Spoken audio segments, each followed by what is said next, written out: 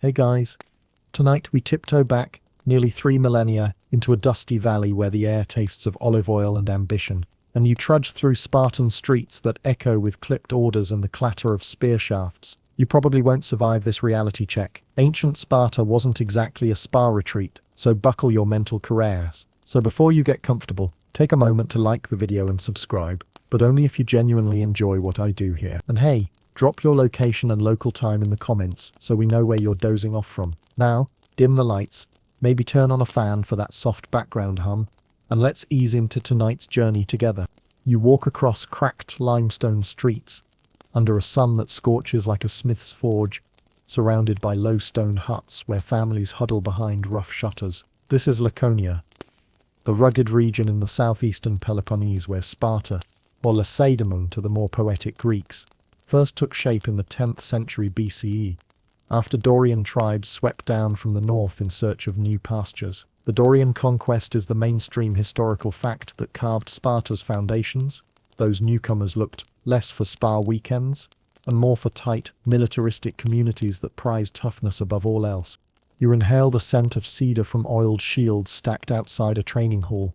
Beneath your feet are slabs chipped by generations of toe-stomping recruits, each step a silent drumbeat of collective ambition. In that formative age, every Spartan youth was eyed by the state rather than the family, a setup that still makes modern ears tingle. Historians still argue whether this communal upbringing was meant purely for combat readiness, or also to forge unwavering civic loyalty, but you sense it's probably a bit of both. The Dorians brought more than new spears. They ushered in the rigid gender roles that would define Sparta for centuries. While men were sculpted into near unstoppable phalanx warriors, women were simultaneously cast as the keepers of home and hearth. With a twist, you can almost taste the olive bread baking in smoky hearths as mothers prepared future soldiers, their laughter muffled by expectation. Yet you also feel the spark of freedom. Fringe scholars whisper that Spartan women enjoyed property rights unheard of elsewhere in Greece, owning up to 40% of all land by some estimates. And no, that wasn't a typo.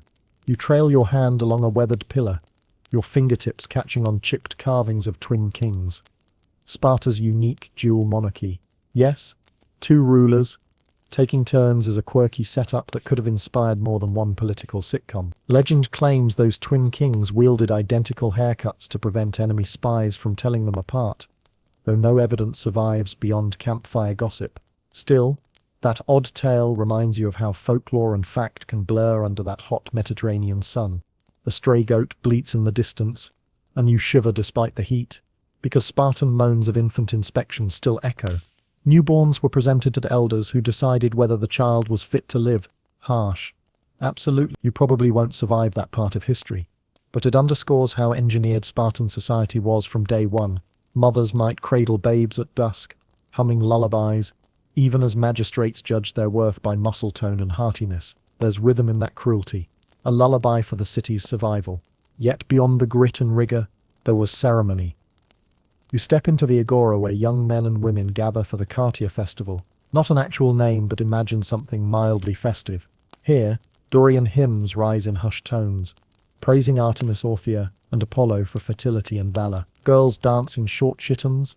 Yes, skirts so small you'd think fashion was invented as a dare, while boys stand at attention like caged lions.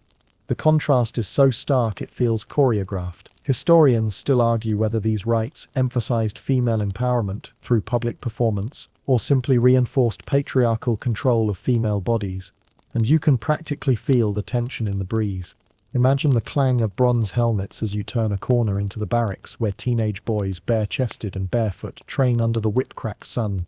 Their voices rise and chant as they wrestle or march mile after mile, forging the famous Agoge training system that would become legend. Meanwhile, across a narrow lane, girls hurl javelins and wrestle each other in training grounds that smell of blood and laughter. It's a sensory tapestry of sweat and dust, of leather straps and whispered secrets. And yes, there's even talk, mostly fringe, of Spartan women binding their garments so tightly they might have invented an early sports bra. Conjectures drawn from broken pottery and scant descriptions by travelers who likely misunderstood what they saw. You grin at the idea of a proto-athletic bra in 700 BCE, complete with 2 leather cups and a pair of goatskin straps. Hope that's comfortable. Ultimately, What you're witnessing is a society that wove gender roles into every stone and strand of wool, forging a culture both fearsome and oddly progressive. From Dorian conquerors to dual kings to infant inspections, every element of Spartan life revolved around the city's peculiar priorities, and you, dear listener, are right there with them, feeling each heartbeat of a civilization that remade gender itself in service of a war machine. You stand at the edge of a dusty clearing as dawn bleeds pale gold over a line of boyish forms clad only in crimson cloaks, their chests rising and falling in unison. The ground beneath your feet crunches with ancient dust, kicked up by 1,000 stomping sandals. This is the Agoge, the legendary Spartan rite of passage that every male child, unless he was a second son of the kings, must endure from age 7 until full citizenship. You feel the air thicken with anticipation as an elder's whistle slices through the morning stillness.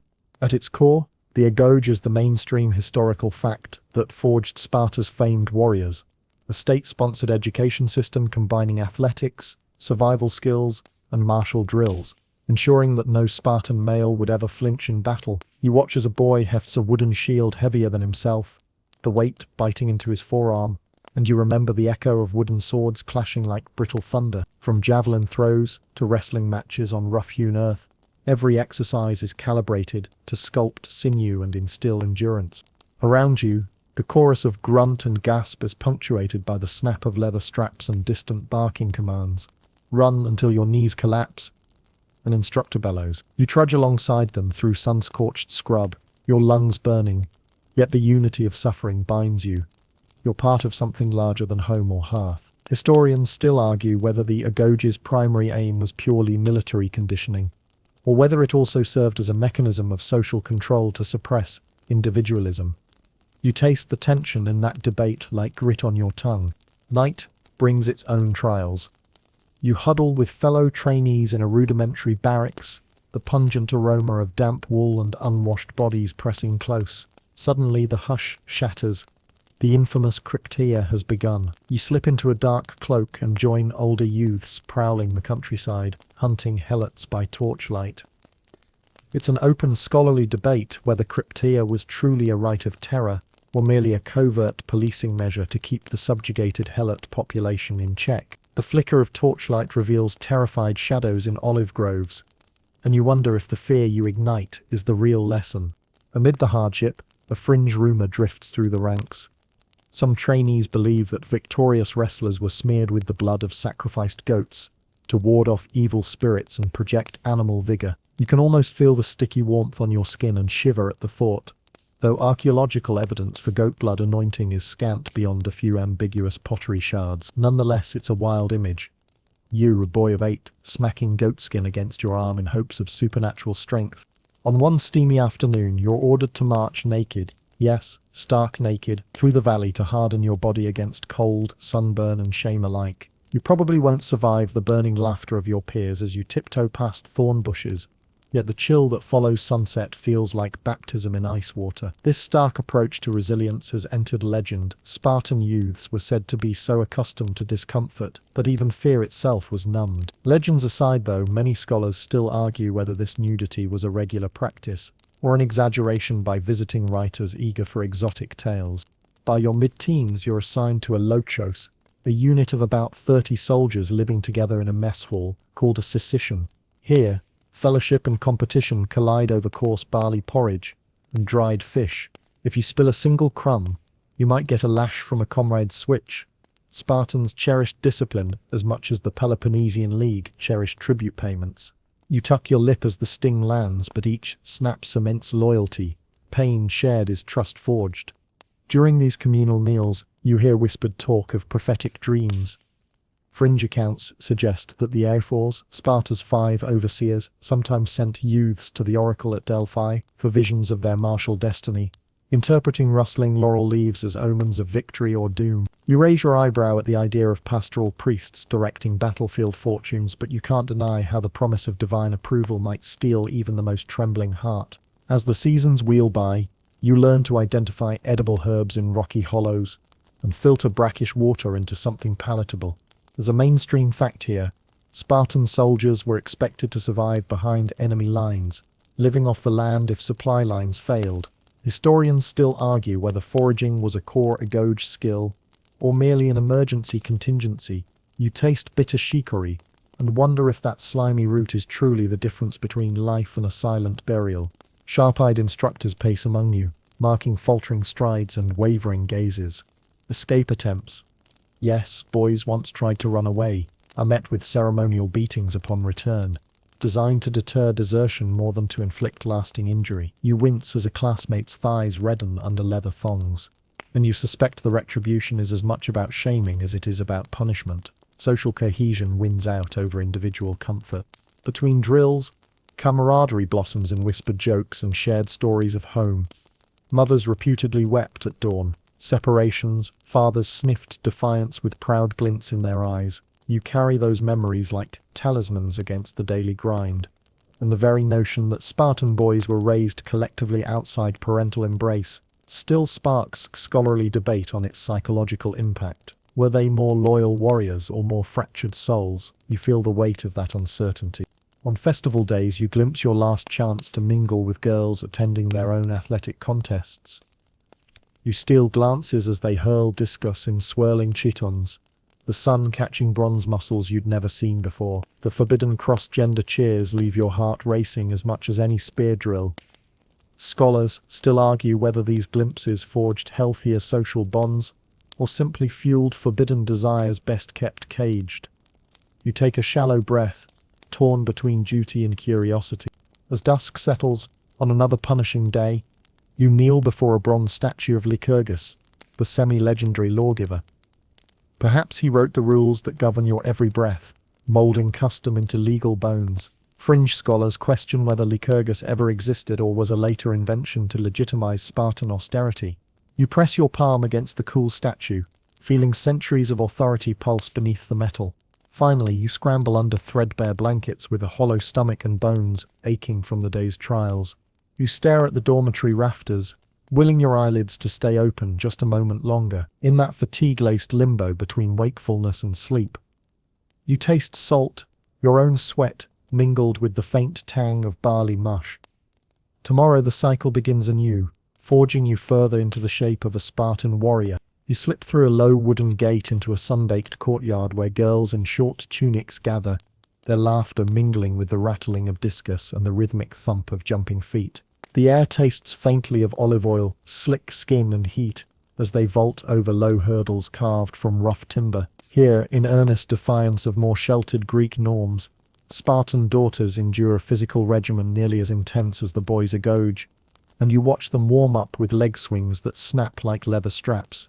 This athletic training is the mainstream historical fact that distinguished Spartan maidens.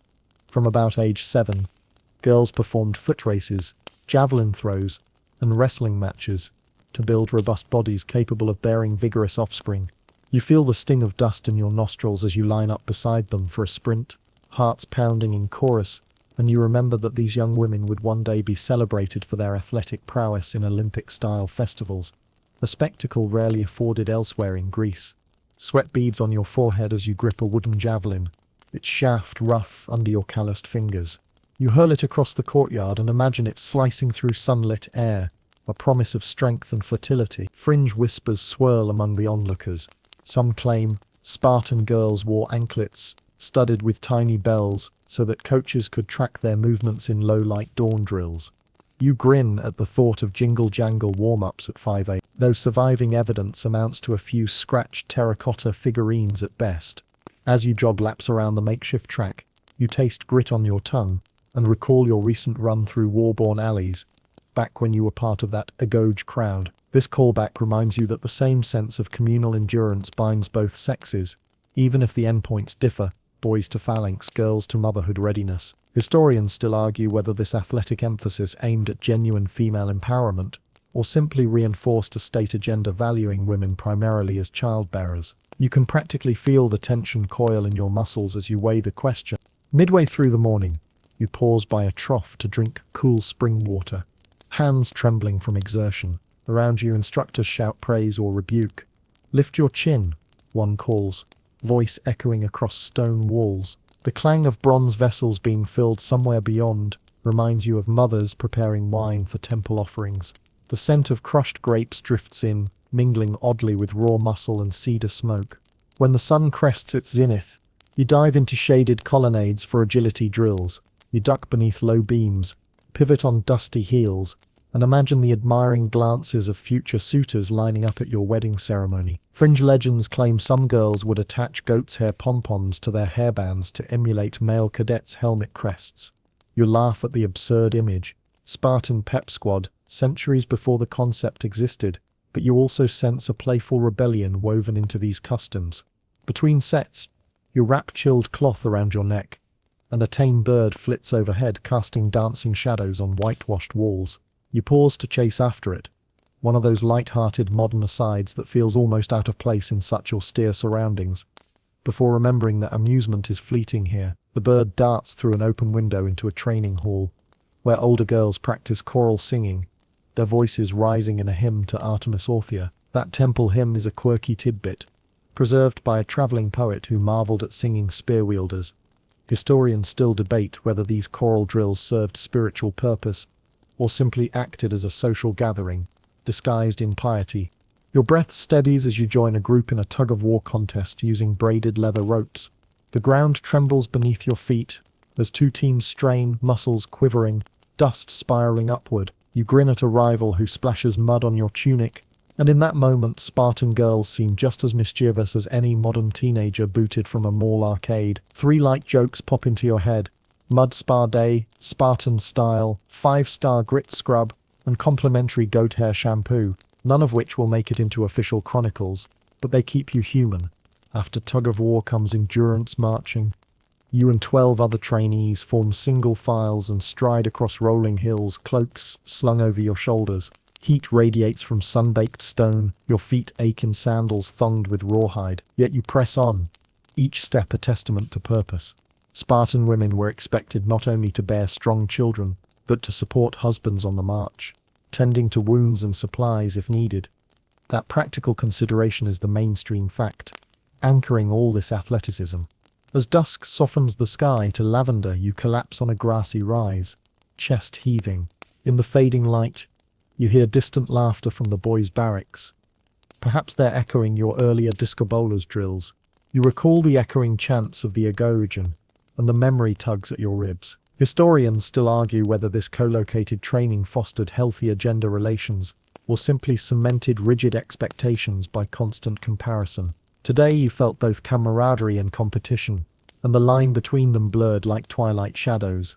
Night falls, and you help carry torches into the courtyard for a final ritual run. The flickering flames illuminate sculpted stone reliefs of past heroines who inspired these drills, legends of women renowned for swiftness and toughness. A hush settles as you place crowns of olive leaves on each other's heads, saluting the balance of grace and grit that Spartan tradition prized. This ceremonial finale is a quirky throwback to tales of Rhodopus, women who raced naked for divine favor, though scholars dispute whether that myth held genuine ritual weight or was later poetic embellishment. Finally, you trudge home to a modest wattle and daub hut, where your mother waits with warm bread and mulled wine.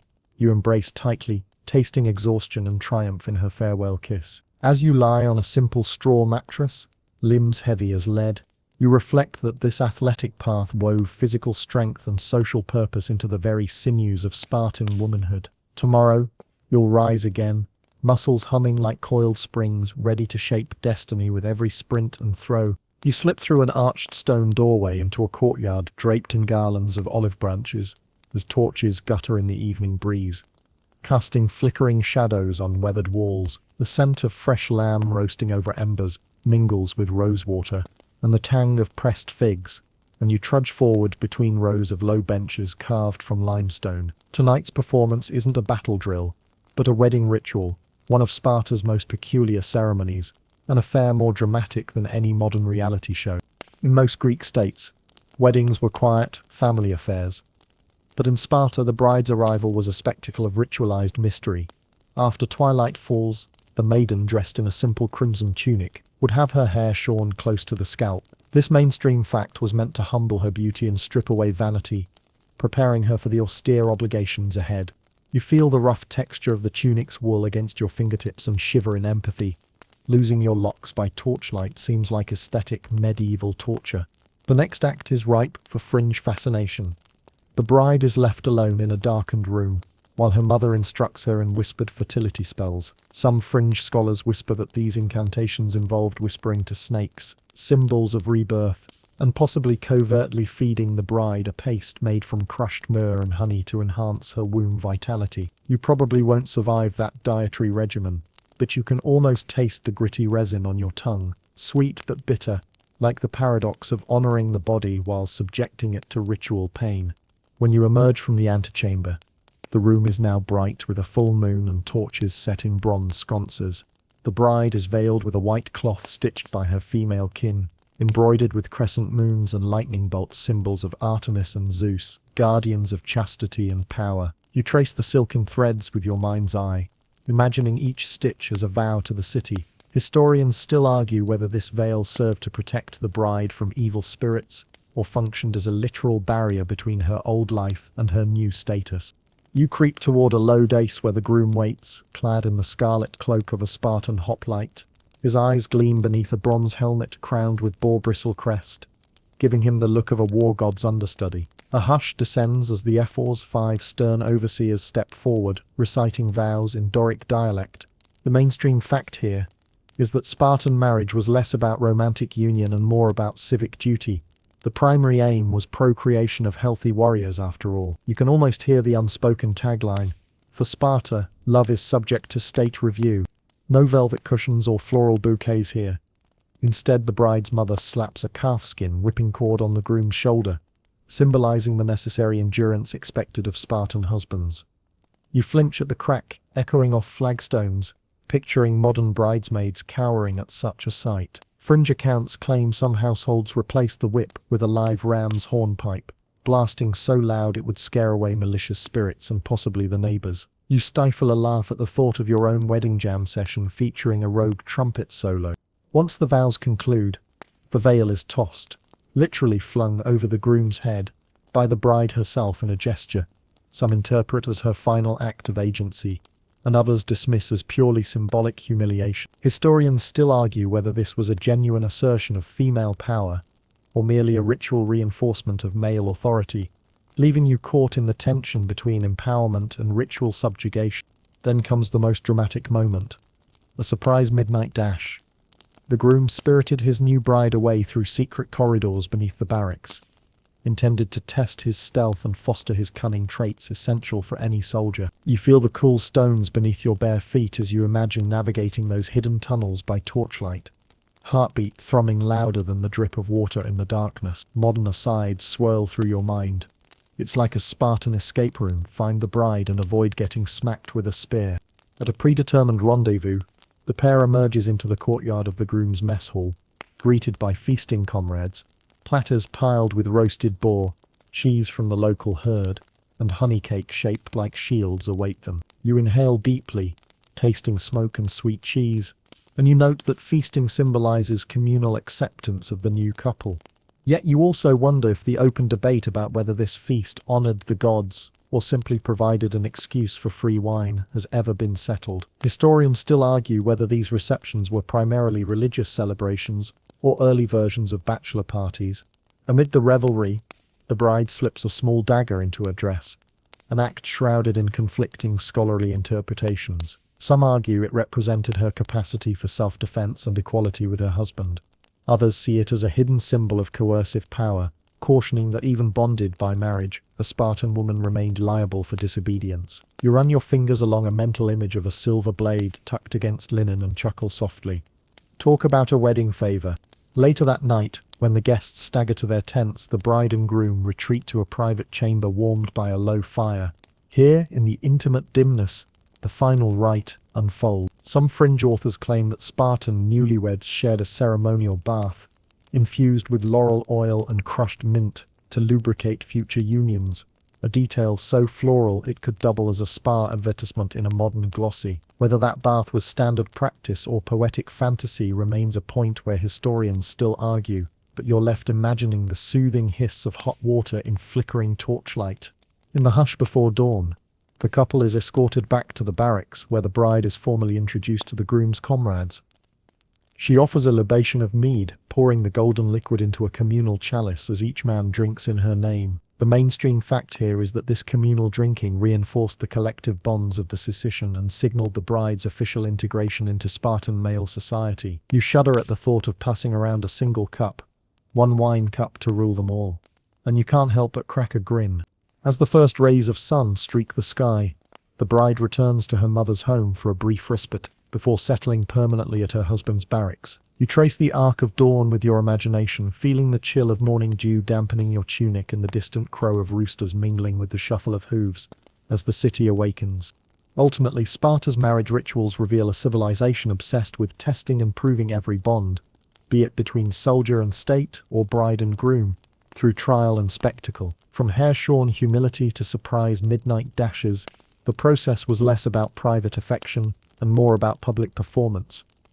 And you, dear listener, have been right there at every torchlit turn, tasting salt and rosewater, feeling the thrill and the tension in equal measure. You trudge past the courtyard's embers and slip into a quiet chamber where the scent of hyacinth oil lingers, softening the rough-hewn stone walls. Here, amidst low benches draped with woven mats, Spartan women gathered to learn the arts of motherhood, an institution as tightly regulated as the Agoge itself. You probably won't survive this reality check in Sparta. Raising healthy children was a civic duty honed to surgical precision. Long before the first cry of a newborn pierced the night, mothers-to-be attended state-sponsored lessons on pregnancy, nutrition, and infant care. The mainstream historical fact is that Spartan women were celebrated for bringing soldiers into the world, with mothers of 10 or more hailed as mother of warriors and awarded public honors. You imagine yourself reclining on those mats, hands pressed over a rising belly while an elder recites instructions. Eat barley porridge with feta, walk daily, avoid figs, like a modern prenatal plan sponsored by the Department of Defense. Yet, as you settle into the discussion, you taste an undertone of tension. Fringe whispers drift among the crowd.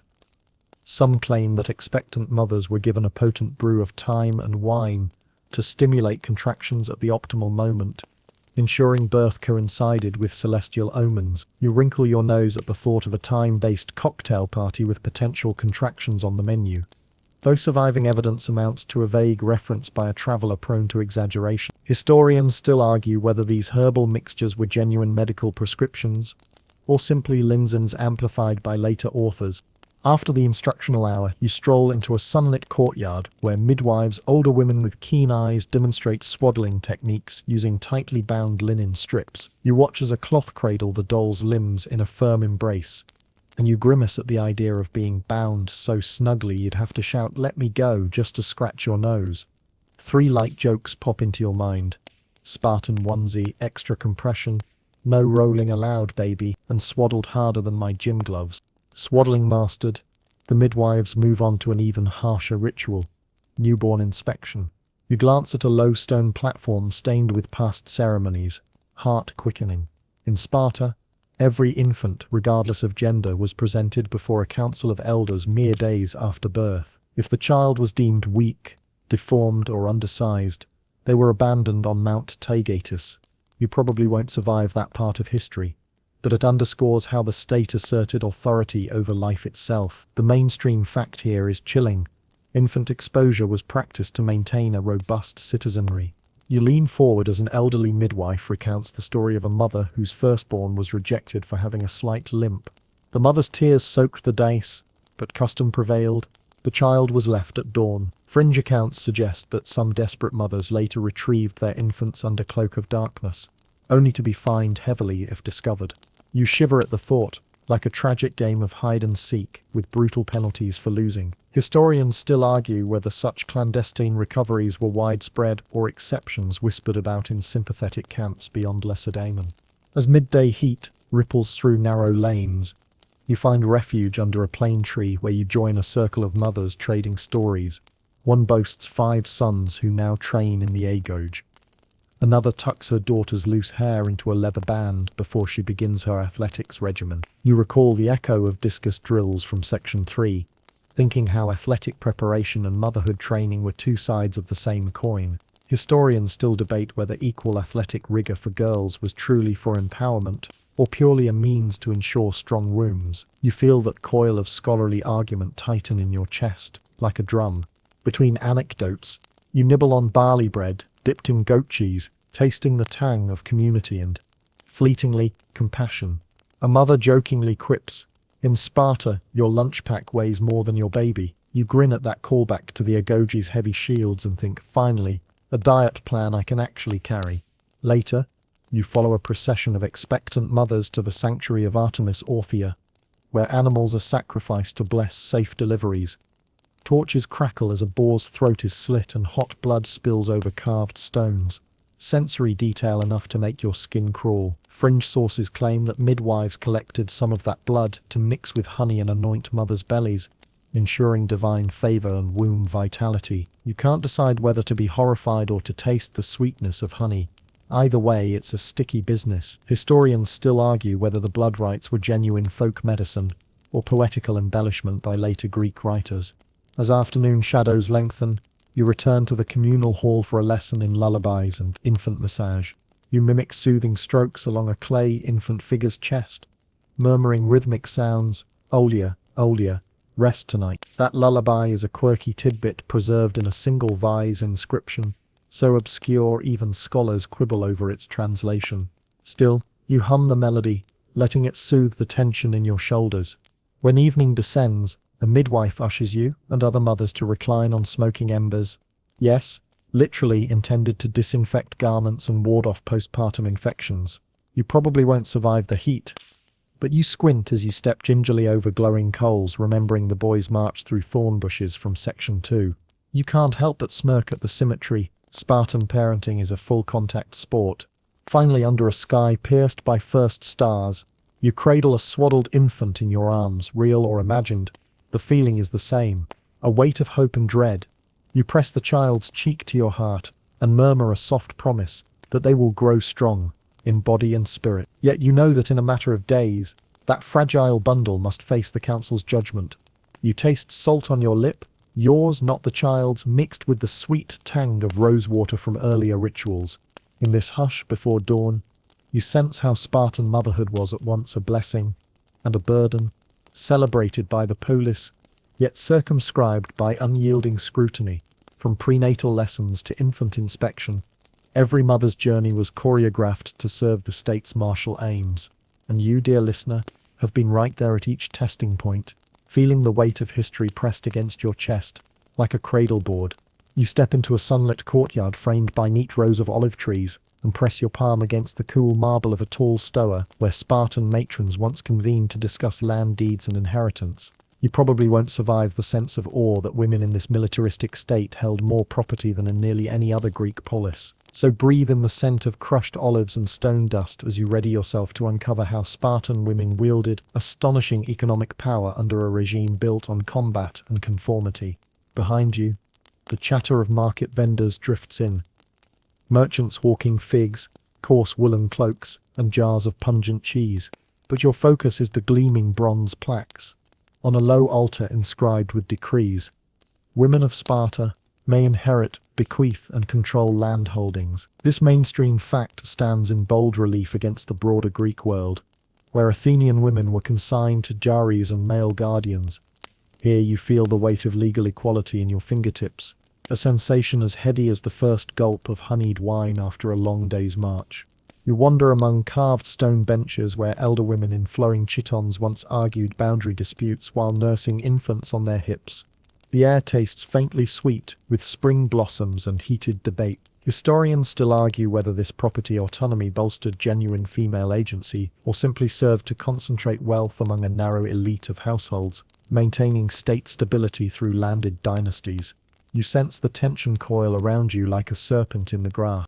A sudden breeze rustles the olive leaves overhead, carrying a fringe rumor you've heard whispered by traveling bards.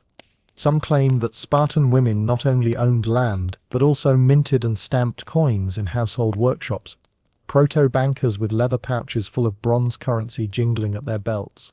You grin at the image of toga-clad bankers poring over ledgers by candlelight.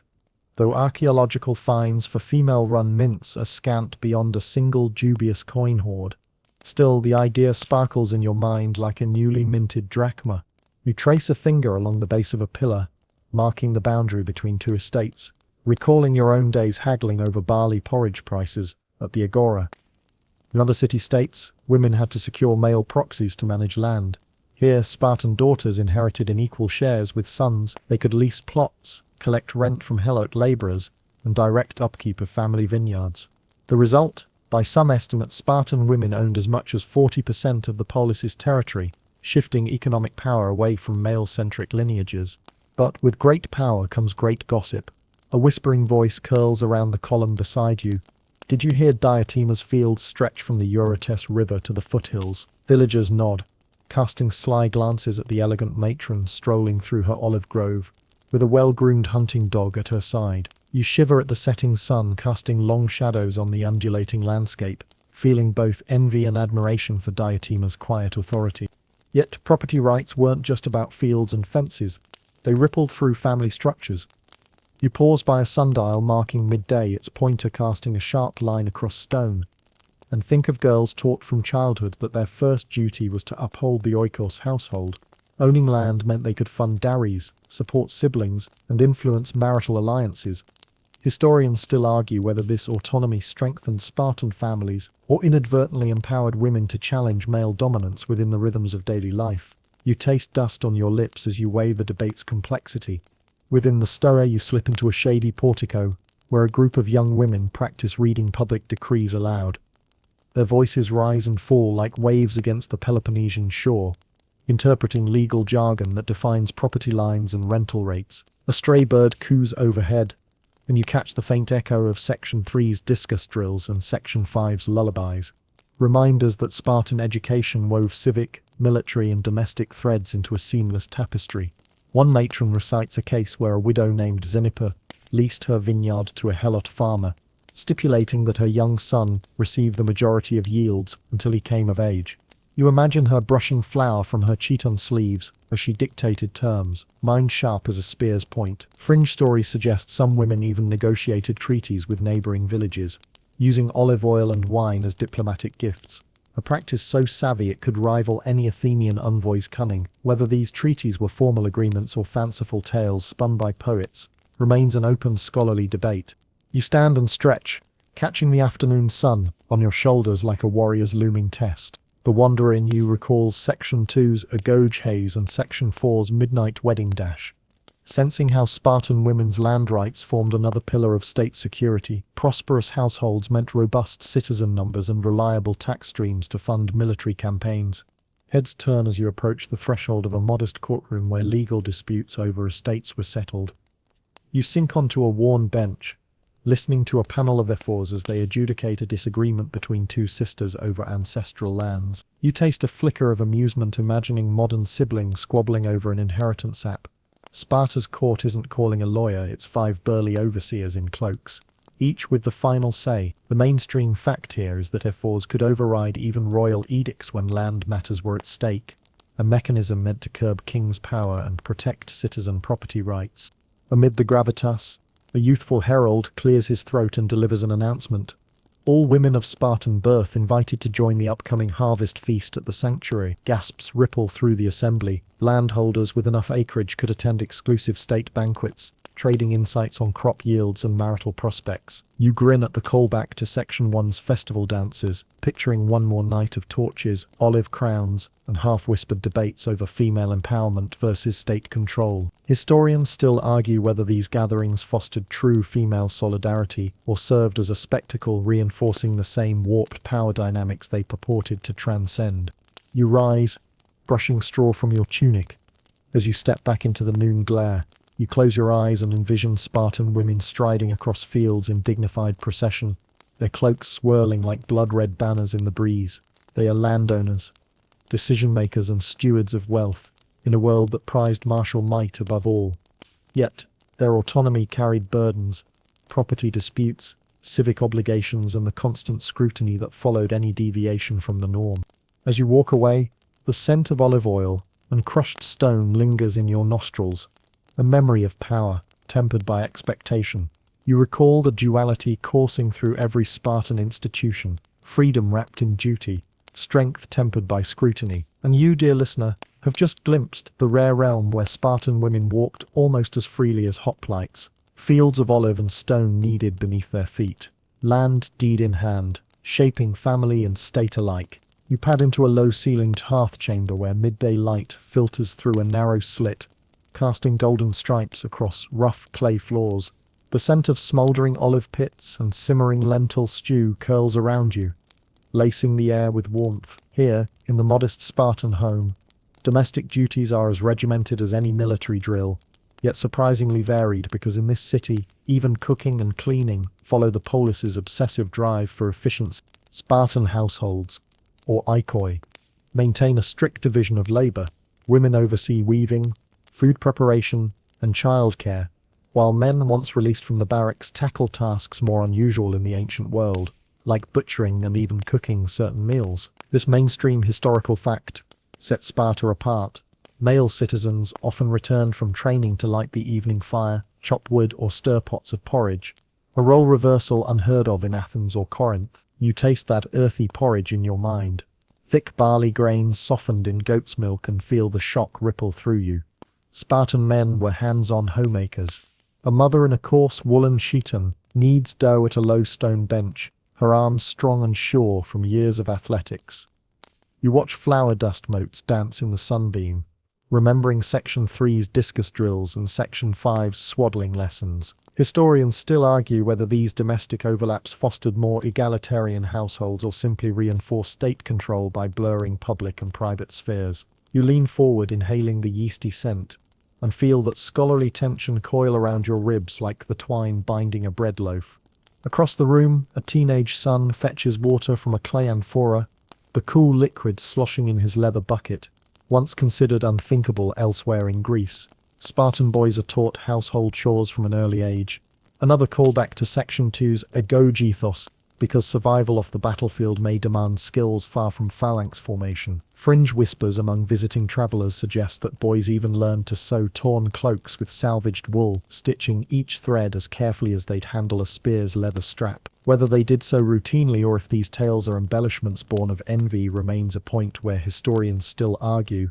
You trudge out to the courtyard where a fire pit crackles, and you spy the head of the household, a lean man draped in a crimson cloak, stirring a bubbling stew pot. His brow glistens with sweat. He flips chunks of salted fish with a wooden spatula, muscles rolling beneath sun-darkened skin. You probably won't survive imagining the shock to your modern sensibilities. A Spartan jarl cooking fish stew while his wife tends the loom inside. The mainstream fact is clear. Men here could not shirk household duties without dishonoring civic duty and family welfare. Leaning on a sun-warmed stone, you observe a fringe practice passed along by far-flung merchants. Spartan women are said to have rubbed crocodile dung paste onto exposed skin as sunscreen, a crude but effective barrier against the fierce Mediterranean sun. You wrinkle your nose, picturing the sticky, smelly paste smeared across cheekbones and shoulders. Archaeological residue on pottery shards hints at animal-derived cosmetics. But whether crocodile dung was truly part of the regimen or simply a lurid rumor remains a topic historians still argue about. You taste dust on your tongue and wonder if such a tawdry concoction ever graced the shelves of Spartan apothecaries. Inside, the loom's warp and weft hum holds a steady rhythm as a woman threads wool into neat rows. You step closer, noting how textile production was vital. Spartan garments, short cloaks, simple tunics, and the famed red himation were woven at home under female supervision. The mainstream fact. Women controlled the city's textile output, essential for outfitting soldiers in uniform crimson cloaks that concealed bloodstains in battle. You feel the wool scratch against your fingertips and shiver. Textiles were more than decoration. They were instruments of war readiness. A young man appears, bearing a basket of olive oil amphorae. He sets them on a low shelf before fetching a bronze ladle to anoint the hearth flames, ensuring steady heat. This seemingly mundane task actually bridged domestic and sacred duties. Households often offered olive oil to hearth gods, Hestia and Zeus, begging divine favor for family unity and fortune. Fringe poets of later eras romanticized these offerings, suggesting secret midnight rites where families whispered vows to the hearth fire itself. Whether such nocturnal ceremonies were common practice or lyrical invention is debated by scholars to this day. You refill your own clay cup with sour wine and sip slowly, letting the subtle bite coat your tongue. The taste reminds you that men also served as wine stewards at communal meals, dispensing mixed wine at the cessation. This role, usually reserved for women's domestic domains in other states, was assigned to male citizens here, another example of blurred gendered lines. Historians still argue whether this sharing of domestic tasks reflected genuine respect for women's expertise, or was simply pragmatic adaptation to Spartan austerity. You feel the scholarly question hang between each warm drop. Stepping outside, you watch a group of women tending to a small herd of goats penned by woven fences. They milk the animals, pouring creamy liquid into shallow basins, which will later become cheese and yogurt. The mainstream fact: dairy management was integral to Spartan diet and economy, and women managed these herds to ensure a steady supply of protein and fats. You tilt your head as a kid goat bleats for attention. 3 light jokes spring to mind: goat yoga, Spartan edition, date nights at the goat pen, milk mustaches before they were cool, but you hold back, mindful of the somber weight of daily sustenance. Nearby, a teenage girl sharpens a flint blade used to shear wool, preparing for the next day's weaving session. You recall Section 6's legal debates over land inheritance. Those lands depended on produce and cloth made here. You can see how domestic toil underpinned the entire Spartan social order, enabling the state's single-minded focus on warfare. Yet you also recognize a paradox. In so valuing household productivity, Sparta elevated women's contributions, while still defining success through martial lenses. Historians still argue whether this paradox enriched or trapped Spartan women within a double-edged paradigm. As dusk nears, you join the family for the evening meal. Simple roasted lentils, barley flatbread, and chunks of sheep's cheese. At the center, a bronze brazier flickers, and a father quietly instructs his daughter in the art of kneading dough, passing on skills he first learned during his own household rotations. The sight brings a smile to your face, generations intertwined through shared domestic labor. You taste the tart cheese and think, this could rival any modern comfort food. After the meal, you help wash clay dishes in cold spring water splashed through a trough, hands submerged in sudsy foam. You recall Section 2's communal meals in the mess hall, and Section 5's infant massage lessons, threads weaving domestic care and military unity into a single tapestry. You note how washing up was as much about hygiene as it was about reinforcing communal bonds. Everyone scrubbed, rinsed, and set cups aside in quiet solidarity. Indeed, the mainstream fact is that communal cleanup cemented social cohesion, reminding each citizen that service extended beyond the battlefield. Finally, candle flames gutter low, and you extinguish the hearth embers with clods of damp ash. The household settles into calm, father to his lean bed, mother to her stool by the loom, children to straw mat. You trace the day's chores in your mind like a drill sequence: grind grain, tend herd, weave cloth, cook stew, wash dishes. It all feels strangely familiar, like an oddly intimate echo of the Agoge's relentless schedule. Historians still argue whether domestic rigor was meant to mirror military discipline, or simply arose from Spartan scarcity and communal need. You step back into the cool night air, chest easing with a soft exhale. The scent of olive wood smoke drifts on the breeze, mingling with distant laughter from the barracks. In Spartan homes, as in battle lines, discipline and duty are inseparable, and even the humblest chore is elevated to civic significance. And you, dear listener, have walked each step of the day's domestic march, feeling the surprising fluidity of gendered tasks beneath your fingertips. You step through the heavy oaken door of a modest Spartan home, just as dawn's rose light seeps between shutter slats, illuminating a pair of sheepskin sandals left by the hearth. A faint aroma of stale wine and burning olive pits lingers as you trudge into the main room, where a man in a crimson cloak stands at a low stone table, rubbing his palms together. Today, it's his turn to shoulder the household's domestic responsibilities, a role reversal so jarring in other Greek cities it would make Athenian matrons spit out their breakfast barley cakes. In Sparta, men routinely performed chores that elsewhere fell strictly to women: fetching water, chopping wood, and even cooking the evening meal. This mainstream historical fact is linked to the state's belief that self-sufficiency was vital for soldiers, ensuring that no citizen would falter if cut off from support lines. You watch the man heft a wooden bucket from a clay amphora, his arms flexing like bowstrings, and you recall Section 7's lentil stew aroma, this time imagining him stirring that same porridge with a warrior's precision. He sets the bucket down and wipes his brow, nodding at you in silent camaraderie. Historians still argue whether Spartan men performed these chores out of genuine respect for women's labor, or merely to toughen themselves through mundane hardship. But as you grit your teeth against the clang of the bronze ladle in a rattling pot, it feels less like chivalry and more like another drill. You taste a hint of goat's cheese on your tongue, a callback to Section 6's olive oil council, and wonder if even the simplest meal is secretly a training exercise. Nearby, the family's teenage daughter hacks at a bundle of sticks, sorting kindling for tomorrow's fire.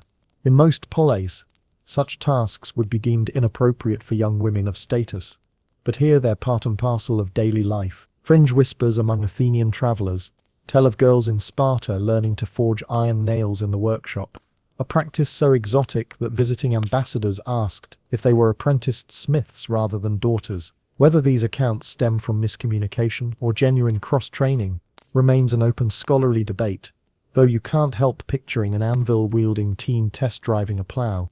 The man moves to a low hearth fire and adds olive branches to the embers, coaxing loose flames to life. He then plucks a clay pot from its rung in the hearth and tips in dried lentils and water, adding pungent herbs from a woven basket at his feet. You inhale the scent as you would a battlefield victory feast, though the only weapons here are wooden spoons and the occasional scorch of splashback on your shin. 3 light jokes drift through your mind: Battle of the Broth, Siege of the Soup Pot, and When Stew Strikes Back, but you swallow them all in deference to Spartan austerity.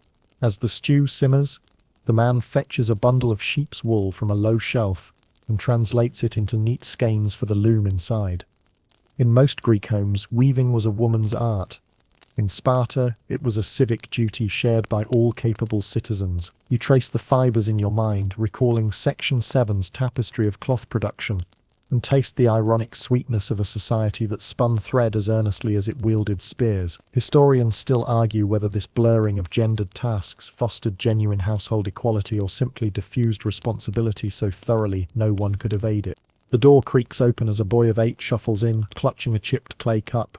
He kneels by the hearth, waiting for the man to ladle out a thin gruel of lentils and barley. In Section 2, you felt the sting of the Agoge's whip. Here you feel the sting of a hearty portion, enough to fill the belly but too sparse to spoil appetite. You murmur, breakfast fit for a hoplite, imagining the boy draping his crimson cloak over his shoulders and marching off to training, full of stew-born valor. Outside, the neighbor's dog starts barking, and you step to the open window to haul in a bundle of firewood delivered by a visiting vendor. The man had a hand in splitting those logs at dawn, another chore to remind him that no Spartan citizen ever truly quits duty. Fringe legends suggest that some households raced each other to complete daily tasks, awarding the loser playful flogging with an olive branch. You smile at the thought of a chore Olympics, though archaeological evidence for branch-brandishing referees is, unsurprisingly, non-existent. Back inside, the stew reaches a gentle boil. The man skims foam from the surface with a warm bronze ladle, humming a tune you recognize from Section 4's wedding feast hymns, an echo that drapes this mundane moment in ceremonial gravitas. You recall those torchlit dances and feel the weight of tradition in every hum of steam rising from the pot. Historians still debate whether such hymns were sung only on festival occasions or integrated into everyday routines as sacred refrains. With the stew ladled into bowls, the family gathers in a semicircle around the hearth. The man passes each a chunk of barley flatbread, breaking the loaf with hands that doubled as tool sharpeners in Section 7's loom room. You sigh with contentment as the warm food settles in your stomach, spices mingling pleasantly with a hint of smoked olive oil. Who knew domestic labor could taste so heroic, you think, feeling your own muscles relax for the first time since dawn. After the meal, the man retrieves a polished bronze basin and fills it with cool spring water.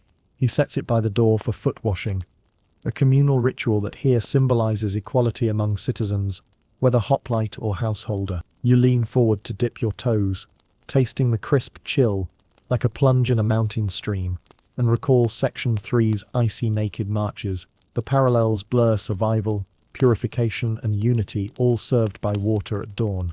The chores aren't over yet. The man sweeps the hearth ashes into a clay pot, then carries them outside to fertilize a small herb garden, rosemary for strength, mint for clarity. You survey the sprigs, imagining them mingling in Section 5's brew for inducing labor, and marvel at how one herb can travel through every facet of Spartan life. Fringe herbalists claim some women planted rows of laurel to channel Apollo's favor directly into their homes, a practice so mystical you can almost see the leaves shimmering in moonlight. Whether these botanical omens influenced real policy or merely laced folk tales remains an enduring scholarly puzzle.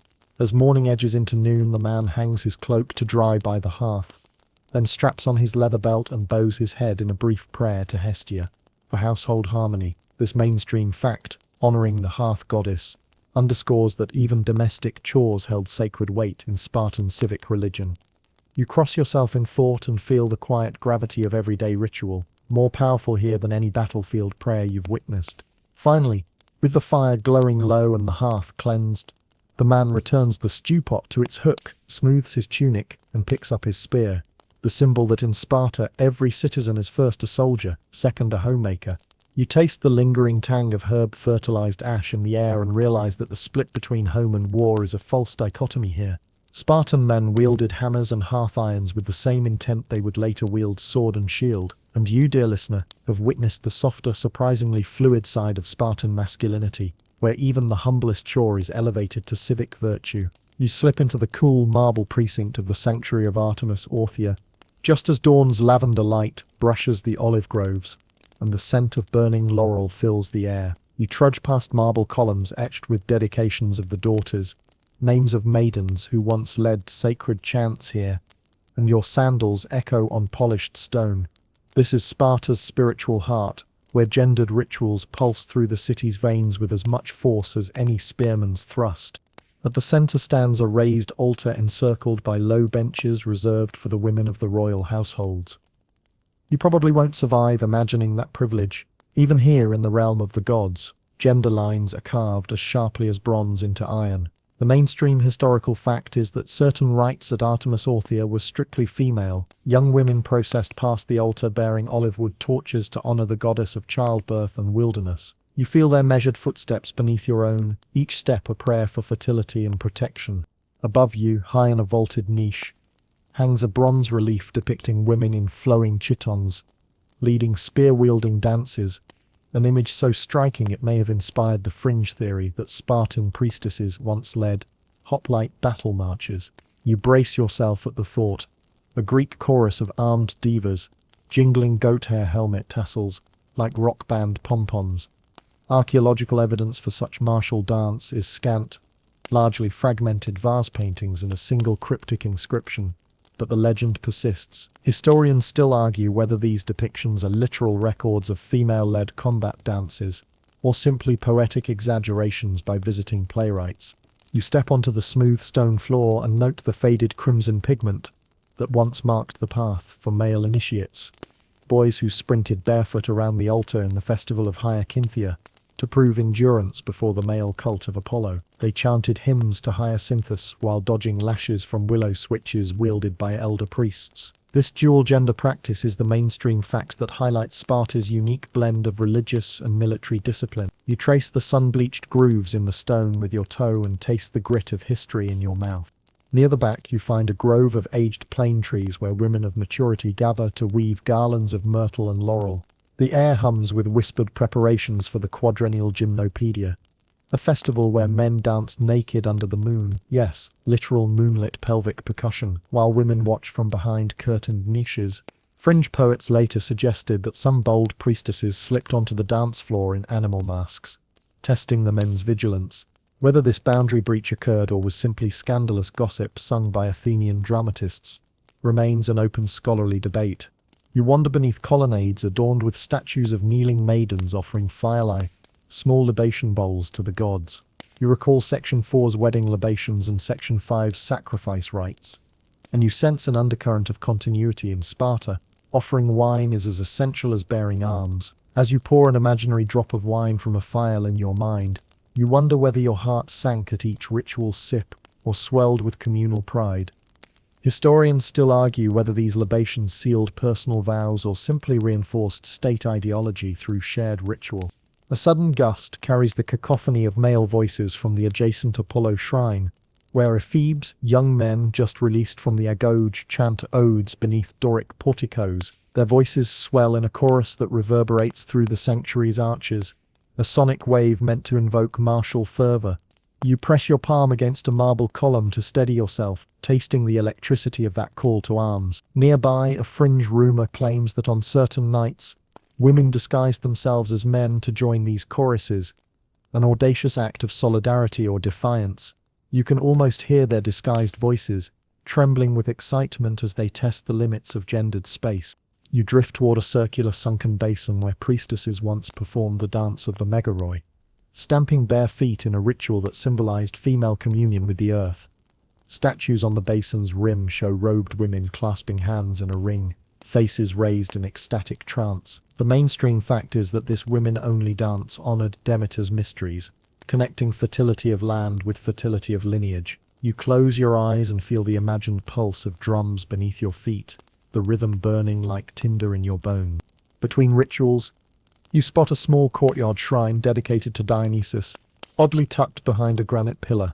Here, men and women both offered fragments of festal breads called phalloi, humble cakes, shaped like phallic symbols, as tokens of generative power. Fringe activists of antiquity supposedly staged secret midnight feasts here, exchanging phalloi, like forbidden love notes. Whether these clandestine gatherings existed or simply titillated gossip columns in Corinthian brothels is still debated by scholars. A priest steps forward to demonstrate the lighting of a torch from the main altar flame and passing it to a line of young maidens. You feel a heat prick at your neck, as if you stand among them. They move silently, torches held aloft, faces serene in the flickering glow. The mainstream fact. Torch relay ceremonies at Orthia marked the transition from adolescence to womanhood, symbolizing the inner flame each citizen must carry. You swallow at the thought of youthful hope tempered by rigid stagecraft. Casting one last look, you notice a hidden mosaic near the sanctuary's threshold.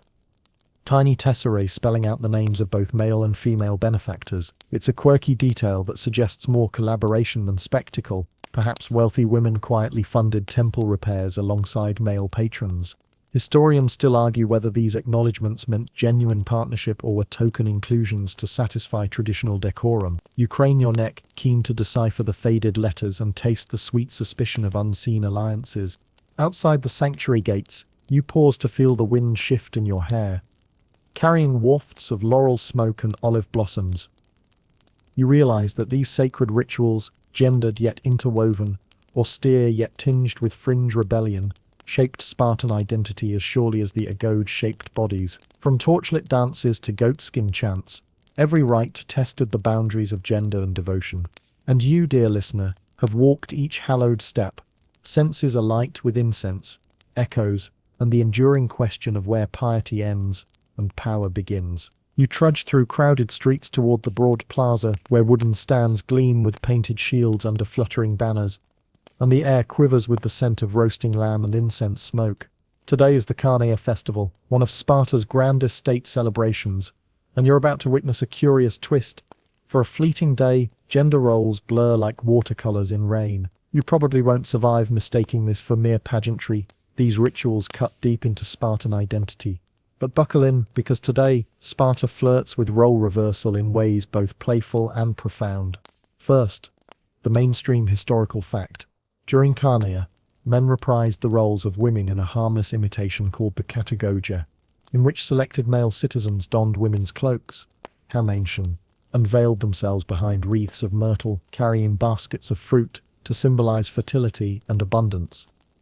You watch the red-robed figures gingerly balance pomegranates and olives on their heads, stepping in tiny measured paces to mimic the gait of matrons from Section 6's land councils. The sight is so soft it almost clashes with the clang of bronze helmets from the nearby military drills. Yet that contrast is precisely the point. You inhale the sweet tang of crushed grapes as a chorus of men sing in falsetto, their voices wavering like olive fronds in a breeze. Fringe scholars whisper that some participants actually applied a smear of red ochre to their cheeks, an early version of lipstick borrowed from female festival-goers in Section 4's wedding rites. But archaeologists only find traces of pigment around the sanctuary walls, not on surviving garments. You grin at the idea of Spartan hoplites swapping shield straps for makeup brushes. though you suspect that detail may be more poetic flourish than documented practice. Historians still argue whether such cosmetic usage was widespread or an exotic anecdote favored by traveling lyricists. As you press forward, the plaza erupts in laughter and cheering. Groups of women march in mock phalanx formation, spears held upright with exaggerated swagger, chanting martial refrains that echo Section 2's Agoge drills. The mainstream fact here is that during the festival of Hyacinthia, women paraded in place of young soldiers, a symbolic inversion meant to acknowledge female guardianship of the hearth when men were summoned by war. You can almost taste the dust kicked up by their sandals, a gritty callback to Section 3's discus fields and Section 8's donkey-rigged cooking fires. Nearby you glimpse an even quirkier rite. Two teams, one of men, one of women, compete in a tug-of-war over an olive tree sapling. Whoever wins gets to lead the next day's harvest procession. Fringe accounts suggest that losers endured a friendly whacking with reed switches, an echo of the willow lashes in Section 9's torch races, though evidence for these playful beatings comes only from late comedic plays rather than official decrees. You wince at the idea of getting smacked with a reed after nearly spraining an ankle chasing goats in Section 7's chores. But you can't deny the thrill of communal sport. Historians still argue whether this tug-of-war was a genuine test of strength or simply satirical theatre to diffuse social tensions. The sky overhead swirls with confetti of crushed petals thrown by children, whose shrieks of delight mingle with the pluck of lyres and the thud of drums. You taste rosewater on a breeze as you sidestep a pair of youths dressed as elderly matrons, hunched under oversized cloaks and humming Section 5's lullaby tunes. The modern aside hits you. It's like Junior Drama Club meets Spartan Senate, but here it serves to reinforce communal bonds through gentle mockery. Historians still debate whether such cross-gender pageants built solidarity or subtly reinforced gender stereotypes by caricature. At midday, you're led to a circular arena ringed by low earthen walls for the final spectacle, the role-switching javelin toss. During this event, women fling javelins in graceful arcs, watched by men peering through latticed screens. Then the men take turns at discus throws, while women sport bronze greaves to mimic Section 2's soldierly attire. You inhale dust and sweat as each throw thuds into the packed earth, sight, sound, and tension, all coalescing into a single sensory surge. Fringe rumors claim that a few daring souls once hurled wooden shields overhead in mimicry, sparking panic among unprepared elders. While amusing, no shield throw fragments have been found, so historians still argue whether that stunt ever occurred or was later exaggerated by comedic poets. Your throat goes dry with excitement, so you duck into a shaded colonnade offering wine mixed with mint, a callback to Section 5's post-ritual libations. You sip slowly, letting the cool herbal flavor soothe your senses before you rejoin the procession. The plaza is now a kaleidoscope of color.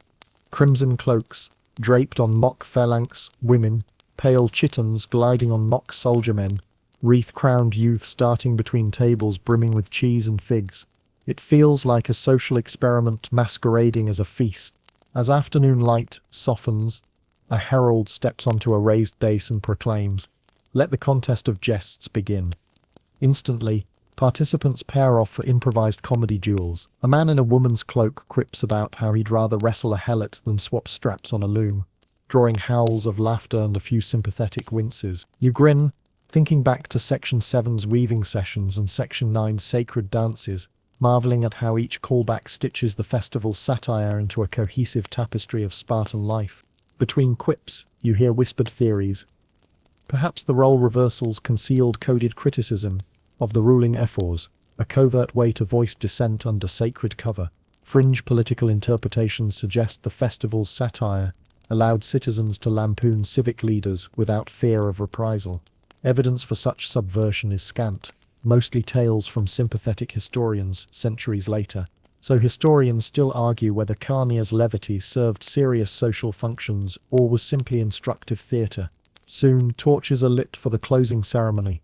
Men and women swap cloaks one last time, forming a circle around a young olive sapling planted at the plaza's center. Each places a hand on the tree, male hands dusted with wool from Section 8's weaving rooms, female hands smeared with olive oil from Section 6's land councils, binding state, home and soil in one intertwined gesture. The mainstream fact, this rite symbolized unity between genders under the polis, affirming that even in a war-driven society, cooperation remained essential.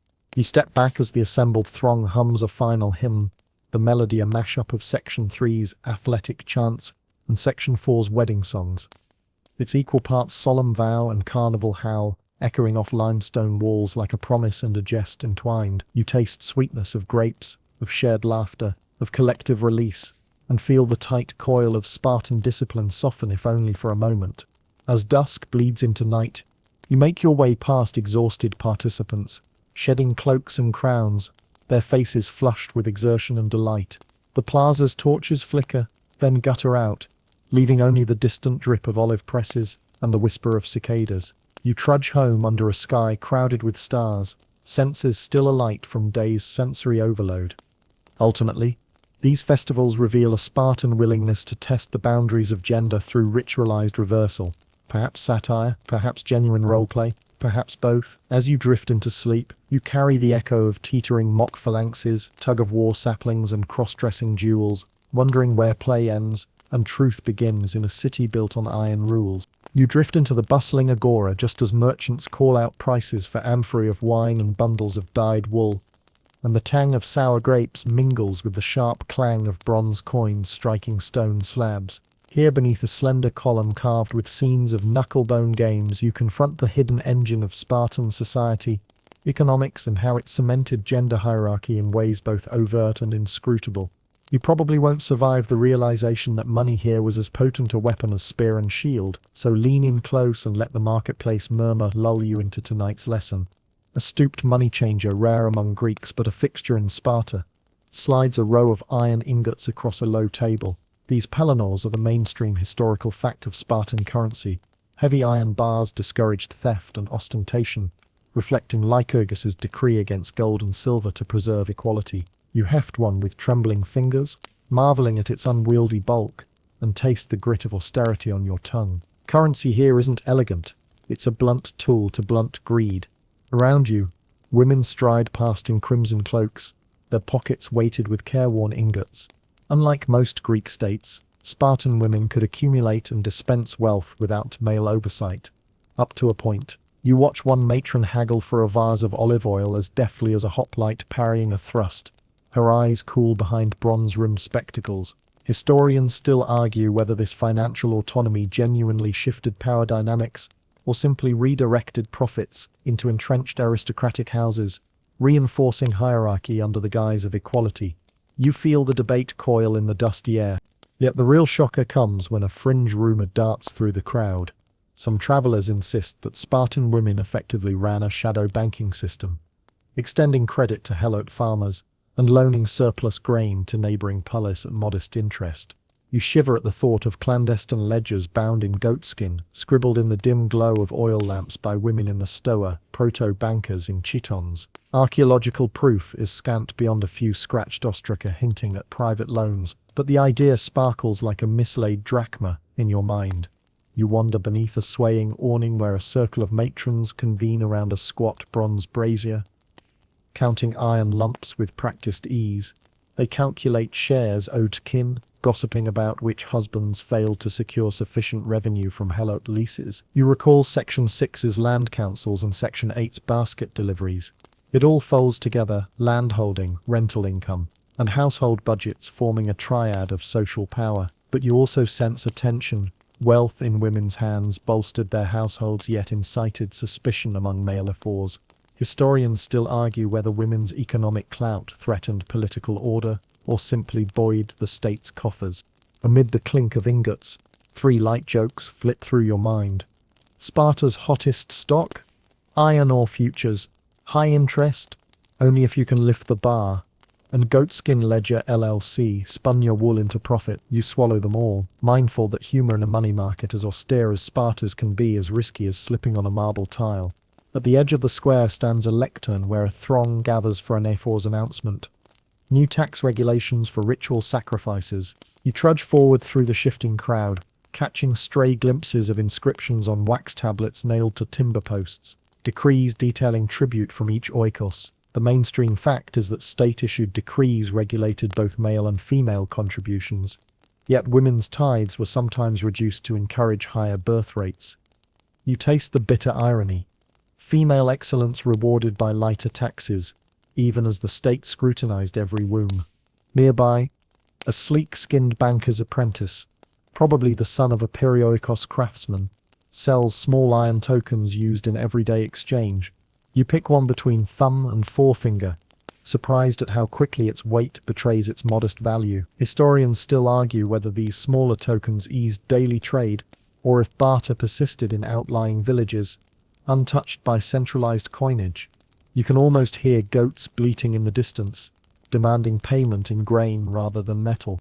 A matron, in a gleaming white chiton, steps into view, her arm draped with leather sacks bulging with sealed earthenware jars of honey. She greets fellow landholders with curt nods, negotiating a joint investment in olive presses along the Eurotas River. You picture those presses clunking at dawn, another callback to Section 7's domestic hearths, now scaled to industrial output. Fringe accounts claim some presses were partly financed by women's private partnerships, a proto-corporate venture that predated similar structures in Athens by centuries. The evidence rests on a fragmentary council record, so historians still debate whether these ventures were official enterprises or conversation fodder in the Agora. You slip away from the main square into a narrow alley, where a group of young women study tallies on papyrus scrolls by torchlight.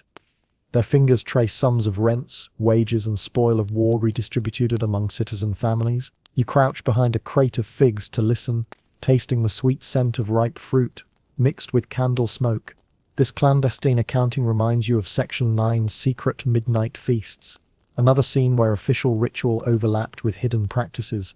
Scholars still argue whether these arborist ledgers belong to state archives or personal records maintained under veil of modesty. At a low wooden table you find a cloaked figure offering microloans of barley to smallholding helots, in exchange for future labor quotas. You step forward, intrigued and unsettled. The mainstream fact is that Spartan citizens leased state-owned land to helots, receiving a portion of produce, but this individual credit arrangement blurs lines between public tribute and private profit. You taste a whisper of sour barley mush, Sparta's humble porridge, only to realize economics here is never that simple. 3 light jokes drift in your head. Micro-loan, more like micro-stone. Borrow my barley, pay me in sweat. And when goats invest, everyone goat rich. You bite back a grin, aware that witty quips rarely survive in heavy ledgers. Beyond the alley, you discover an open courtyard where women of different ages trade gossip over braided ferritima bracelets. Tokens of guaranteed credit in family networks. Each braid represents a promise. 10 liters of wine next harvest, a favor in the magistrate's court, or simple word-of-mouth guarantees when currency ran short. These social credit systems are a fringe yet vital tidbit, hinting at informal networks that underpinned official economies. Historians still argue whether these networks empowered women into political spheres or simply reinforced elite patrician bonds. As dusk softens into violet, you find yourself atop a low hill overlooking the Agora. Iron ingots glint in torchlight below, and you ponder the paradox. In Sparta, money was heavy to discourage greed, yet wealth in women's hands was surprisingly fluid and potent. You recall fertility hymns from Section 3, barter tokens from Section 6, and homebrew taxes from Section 5, threads weaving a fabric of economic and social power that defined gender relations. Finally, you exhale and let the marketplace's murmur lull you into calm. The fragrance of crushed olive and heated metal melds on the breeze. Like old parchment and salt, you realize that in Sparta, economics wasn't a dry ledger but a living system driving alliances, enforcing hierarchies, and offering loopholes for savvy women to weave power from iron bars. And you, dear listener, have been right there, at every weighted transaction, tasting the grit of history in your mouth, and feeling the subtle pulse of money as a force equal to any phalanx. You slip into a low-ceilinged lecture hall carved from pale limestone, where shafts of afternoon light slant through narrow windows, dust motes drifting in a lazy choreography. You trudge past rows of polished wooden benches, each carved with a simple hoplite crest, and settle yourself beside a group of teens, boys and girls alike, clutching wax tablets and sharpened stylus. This is Sparta's lesser-known schoolroom, where learning extends far beyond spear drills and wrestling mats, and you're about to discover why reading, music and civic debate mattered almost as much as marching in step. A stern instructor in a crimson cloak taps a wooden staff against the stone slab at the front, Today we study Homer's verses, he intones, voice echoing like distant battle horns. The mainstream historical fact is that Spartan youths received instruction in literature and music, lyric poetry, flute melodies, and choral singing to cultivate moral character and communal harmony. You run a calloused finger over your own wax tablet, tasting the waxy tang as you trace neat Doric letters, each stroke a pledge to polis and to peer alike. Nearby, a girl lifts a small tortoiseshell lyre, plucking a plaintive tune that fills the hall with soft resonance. You close your eyes, imagining the strings vibrating like distant strings of bronze helmets clashing.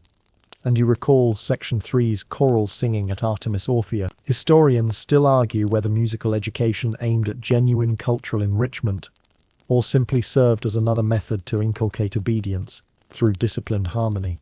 You feel that scholarly tension resonate in each note, a subtle discord between freedom and form. Between verses, the instructor invites debate.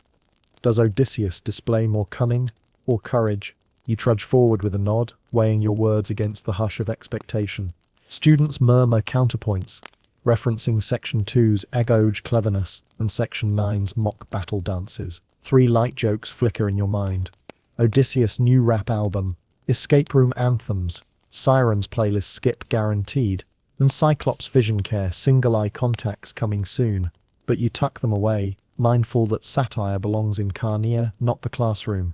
At the back of the hall, another instructor draws a map of Laconia in charcoal, outlining boundaries and trade routes. You lean forward, tasting the dusty chalk on your lips, and grasp that Spartan citizens studied geography and basic arithmetic to understand the polis's real politic. The mainstream fact: non-military schooling fostered practical skills, measuring fields, tabulating grain yields, negotiating hella to labor that underpinned both war and peace. You trace the map's thin lines, feeling the land pulse under your boots. Between lessons, a fringe rumor circulates. Some whisper that secret literacy circles met at night in hidden chambers, teaching Helot youths to read, so they might better serve, and perhaps better plot. You shiver at the thought of clandestine readings by torchlight. Helot's murmuring verses of defiance, though evidence rests on a few scratched graffito fragments found near abandoned barracks. Historians still debate whether such subversive literacy ever existed, or is merely a poetic embellishment conjured by later rebels. You sense the flicker of possibility, a spark in the dark. Your stylus scratches as you copy a stirring line of lyric from Tartaeus. Brace your shield's edge, brother, the poem's martial pulse ripples through you. Yet here it's taught not to incite war, but to forge communal ethos. You recall Section 11's iron ingots and marketplace alliances. Education, too, was an economic investment in social cohesion. Historians still argue whether lyric poetry glorified violence or civilized it, channeling aggression into structured verse. You taste the tension in that debate like ash on your tongue. The younger boy recites arithmetic tables aloud, counting double rows of shield-bearing hoplites. You chuckle softly at his solemn seriousness, a 3-light joke moment. When 1 hoplite plus 1 hoplite equals double the awkward tan lines, minus a shield, that's a catastrophic calculus and multiply to multiply enemies, apparently, but you stifle the laughter, aware that jest might jar the harmony of the lesson. The afternoon wanes, and the hall empties save for you and the instructors. A woman in a simple tunic invites you to examine a painted scroll depicting civic assembly scenes. Citizens standing in circles, hands raised in vote. You trace the pigments: red ochre, charcoal, white, lime, and feel the communal heartbeat. The mainstream fact: Spartan youths learned public speaking and basic law in preparation for participation in the assembly, because every male citizen, and sometimes influential women, could voice consent or dissent. You stand before that scroll, tasting lime dust and pride in equal measure. But that participation had limits. You recall Section 6's land councils where women argued boundary disputes. Yet in the assembly, only male voices counted. Historians still argue whether educational parity in the schoolroom hinted at eventual political parity or masked deeper societal constraints. You feel the push-pull of possibility and prohibition coiled in the dusty silence. A gentle breeze drifts through the window, ruffling your tablet, as if turning a page. You rise and walk outside to a small courtyard where an elderly scribe demonstrates metal stylus engravings on bronze plaques. early forms of public record. The fringe claim is that some of these plaques included quotations from female poets, a flicker of literary agency rarely noted in official archives. Whether these inscriptions ever existed or are later forgeries debated. You press your palm against the cool bronze and imagine a woman's voice echoing through centuries. As dusk gathers, you gather under a plane tree with peers. Boys and girls swapping notes, quills, and stray jokes. You taste the sweet release of shared learning reminiscent of Section 4's wedding revels and Section 10's carnea reversals. In this informal gathering, camaraderie blooms unrestrained by gender, a rare island of equality in a sea of hierarchy. Historians still argue whether these mixed study groups were commonplace or exceptions, indulged by progressive afores. You feel the comfort of that uncertainty. 3 more light jokes drift through your thoughts. Spartan school lunch, barley and existential dread, pop quiz on toothpick strategies of Trojan War, spear point extra credit and group project building a catapult out of clay tablets, none of which will make it into the next day's curriculum, but they do stitch you closer to your classmates. Finally, the bell, an iron disc struck by a wooden mallet, rings softly, sending a hollow echo through the courtyard. You pack away your tablet, spoiling the chalk on your fingers, and stand with classmates. You realize that Sparta's non-military education was as narrow in scale as its battlefield formations, yet broad in ambition to produce citizens who could read, debate, sing, and serve. You trudge back past the lecture hall, moonlight casting slanted shadows against the columns. In your hand, the wax tablet feels like a shield of words, promising that knowledge too could protect the polis. And you, dear listener, have walked these quiet corridors, tasted chalk dust and song, and witnessed Spartan learning beyond the battlefield, not just to marshal bodies but to marshal minds in ordered service of the state. You pad down a narrow lane toward the gleaming facade of the Gerousia Council House, its Doric columns catching the morning light like spears at attention. The air smells of heated stone and dust kicked up by sandals, and you trudge past a weathered bronze plaque, proclaiming honor above all. Today, you're here to explore the legal codes and social mores that governed Spartan men and women, and how reputation could be as lethal as any blade. You probably won't survive a false accusation in this city, so lean in close and let the echoes of whispered judgments guide you through the law's iron grip. Inside, 5 elder Gerontes, Sparta's supreme magistrates, sit stoic on raised stone benches, their crimson cloaks trailing like blood across marble. The mainstream historical fact is that Spartan laws attributed to the legendary Lycurgus prescribed strict penalties for dishonorable conduct. Men who shirked battle duties could be fined or ostracized. Women who failed modesty tests risked public censure. You feel the hush of the chamber press against your ears as each complaint is read aloud in Doric dialect. A herald clears his throat announcing a case. A young woman named Hippo stands accused of refusing a suitor's proposal, allegedly dishonoring his oikos and sullying her own reputation. You taste the bitter tang of great must on your tongue, as you imagine the state's competence in childbirth was prized above all, and rejecting a suitable match could be construed as civic dereliction. Historians still argue whether such marital refusals were truly criminalized, or exaggerated by later writers eager to depict Spartan rigidity. You sense that scholarly tension coil in the silent courtroom like a loaded spear. As Hippo is summoned forward, you notice a small symbol branded on her cloak's hem, a stylized lambda. Fringe accounts suggest that certain families secretly sewed in such emblems to signal loyalty to the dual kings, insulating them from accusations of impiety or treason. You wrinkle your nose at the thought, like ancient athletes wearing team colors under their tunics, but evidence for clandestine heraldry is scant beyond a fragmentary diary by a Roman traveler. Historians still debate whether these lambda patches were widespread or merely poetic invention. Next, a man named Damon is fined 3 iron obols for failing to report for guard duty at the city gate. You wince as the fine is converted into public lashings, 5 strokes for each missed watch. Echoing Section 2's Agoge discipline, you taste dust on your lips at the crack of the whip's leather thong, and you shiver, recalling the sting of willow lashes in Section 9's torch races. Yet you also notice the bystanders nodding in approval. Civic duty beaten into the body is better than a citizen unreliable in war. After the session, you slip into a colonnaded courtyard where a magistrate recites unwritten customs called the Great Retra. This oral constitution is the mainstream fact underpinning Spartan governance, blending monarchy, oligarchy, and popular assembly. You trace the carved grooves in a basalt column, feeling centuries of legal debate etched beneath your fingertips. Historians still argue whether the Retra was a product of a single lawgiver or a gradual evolution of Spartan consensus. The tension between myth and history hangs over you like a heavy broadsword. Nearby, fringe whisper drifts through granite pillars. Some allege that the Retra included secret provisions granting women the right to veto certain military expeditions if harvests were poor, though no surviving text confirms this. You grin at the idea, a female Spartan senator blocking an army's march before exhaling at the likely reality of rumor. Whether such clauses ever existed or were later satirical critiques of Spartan misogyny remains an open scholarly question. You stroll past the Scaevola Gate, where citizens inscribed complaints and petitions on wax tablets nailed to wood. Each tablet carried the writer's name and grievance, whether about unfair land leases or insults at the public feast. The mainstream fact: public petitioning allowed ordinary Spartans to seek redress, a form of direct democracy unusual in the ancient world. You peek at a tablet complaining about noisy weavers kept by that woman Eurydice, a callback to Section 7's textile workshops, and you taste the camaraderie of collective grievance.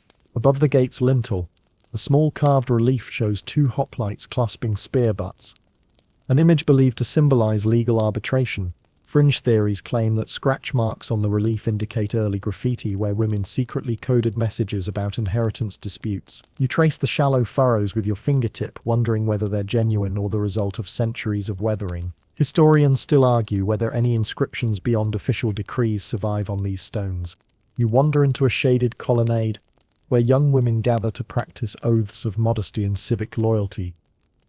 They recite in unison, "I vow to honor Sparta, to guard my body's virtue, to bear strong sons." The mainstream fact is that Spartan women swore formal oaths before the Gerousia upon reaching adulthood, affirming public values alongside their male peers.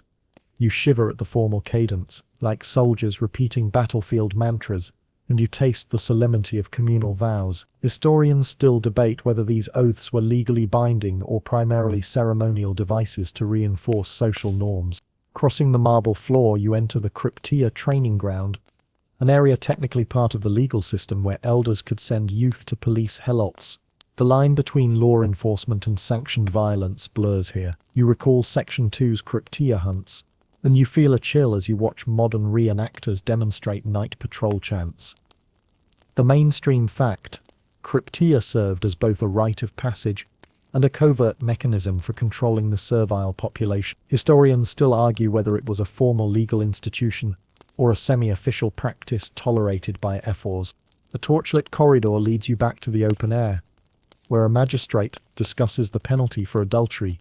Women caught in infidelity faced public humiliation, head shaved, cloaks removed, while men faced only fines, illustrating a sharp double standard. You taste iron on your tongue as you imagine the shame etched into skin. Fringe accounts suggest that some aristocratic women could bribe midwives to tamper with evidence of pregnancy, avoiding exposure.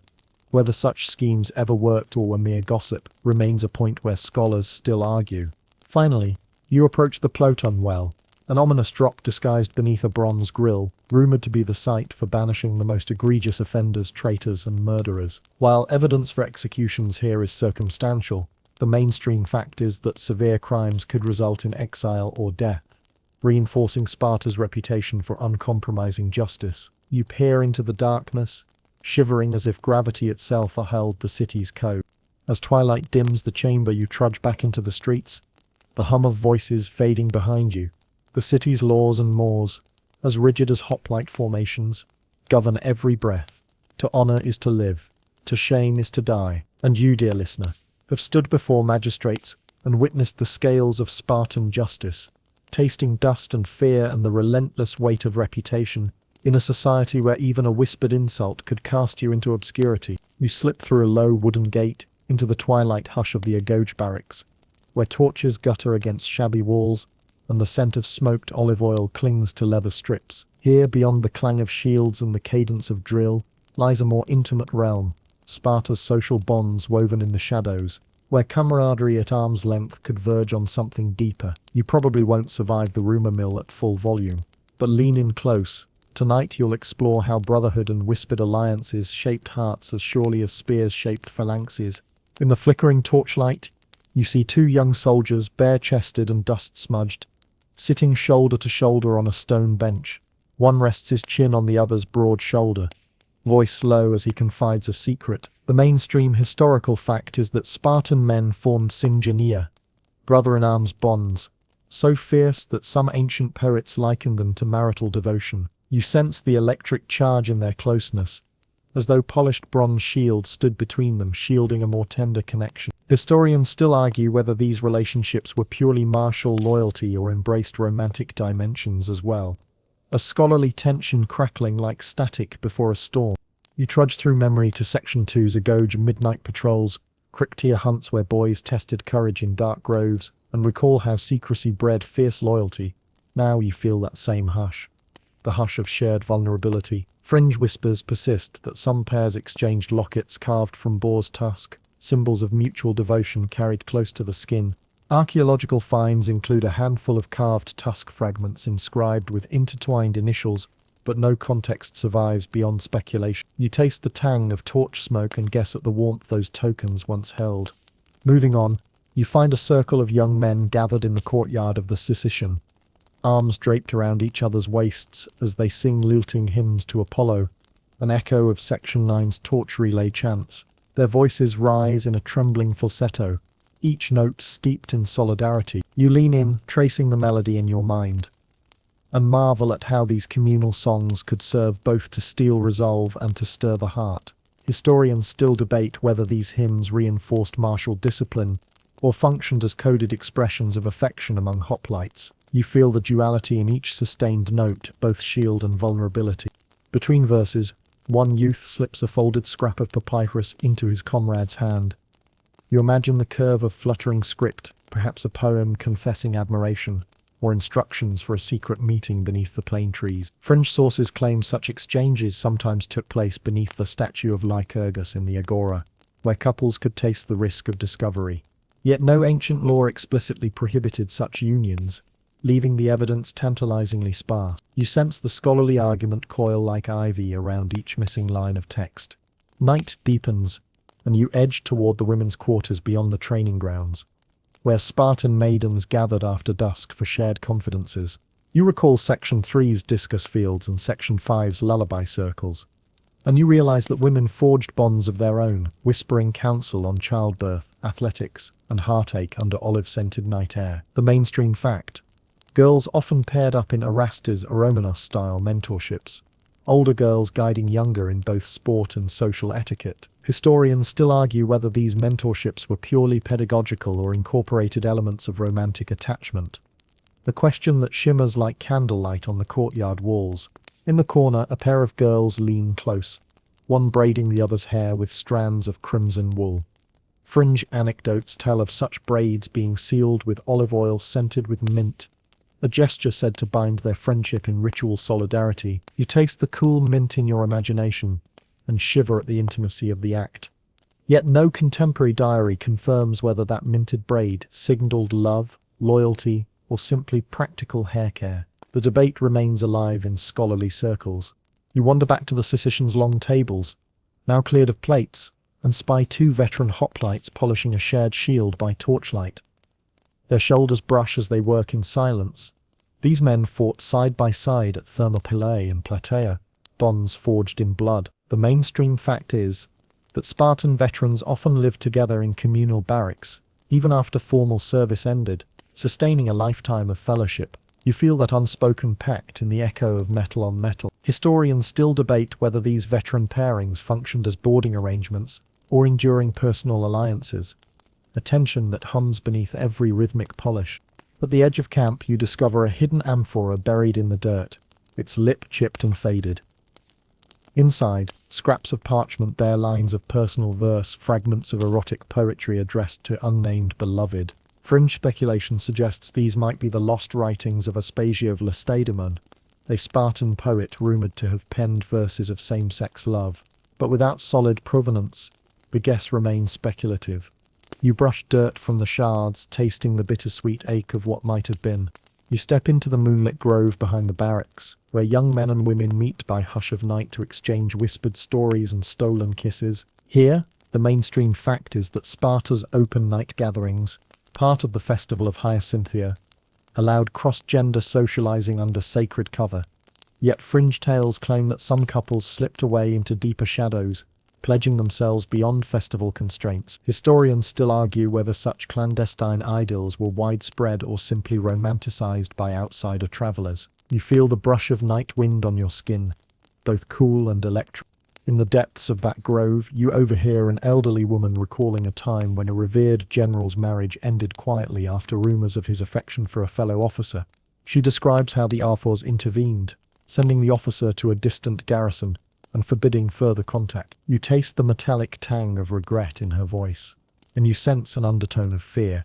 Power might guarantee martial glory, but it could not protect the heart's secrets. Historians still doubt whether such enforced separations were standard practice or isolated interventions, the records lost in time's slow burn.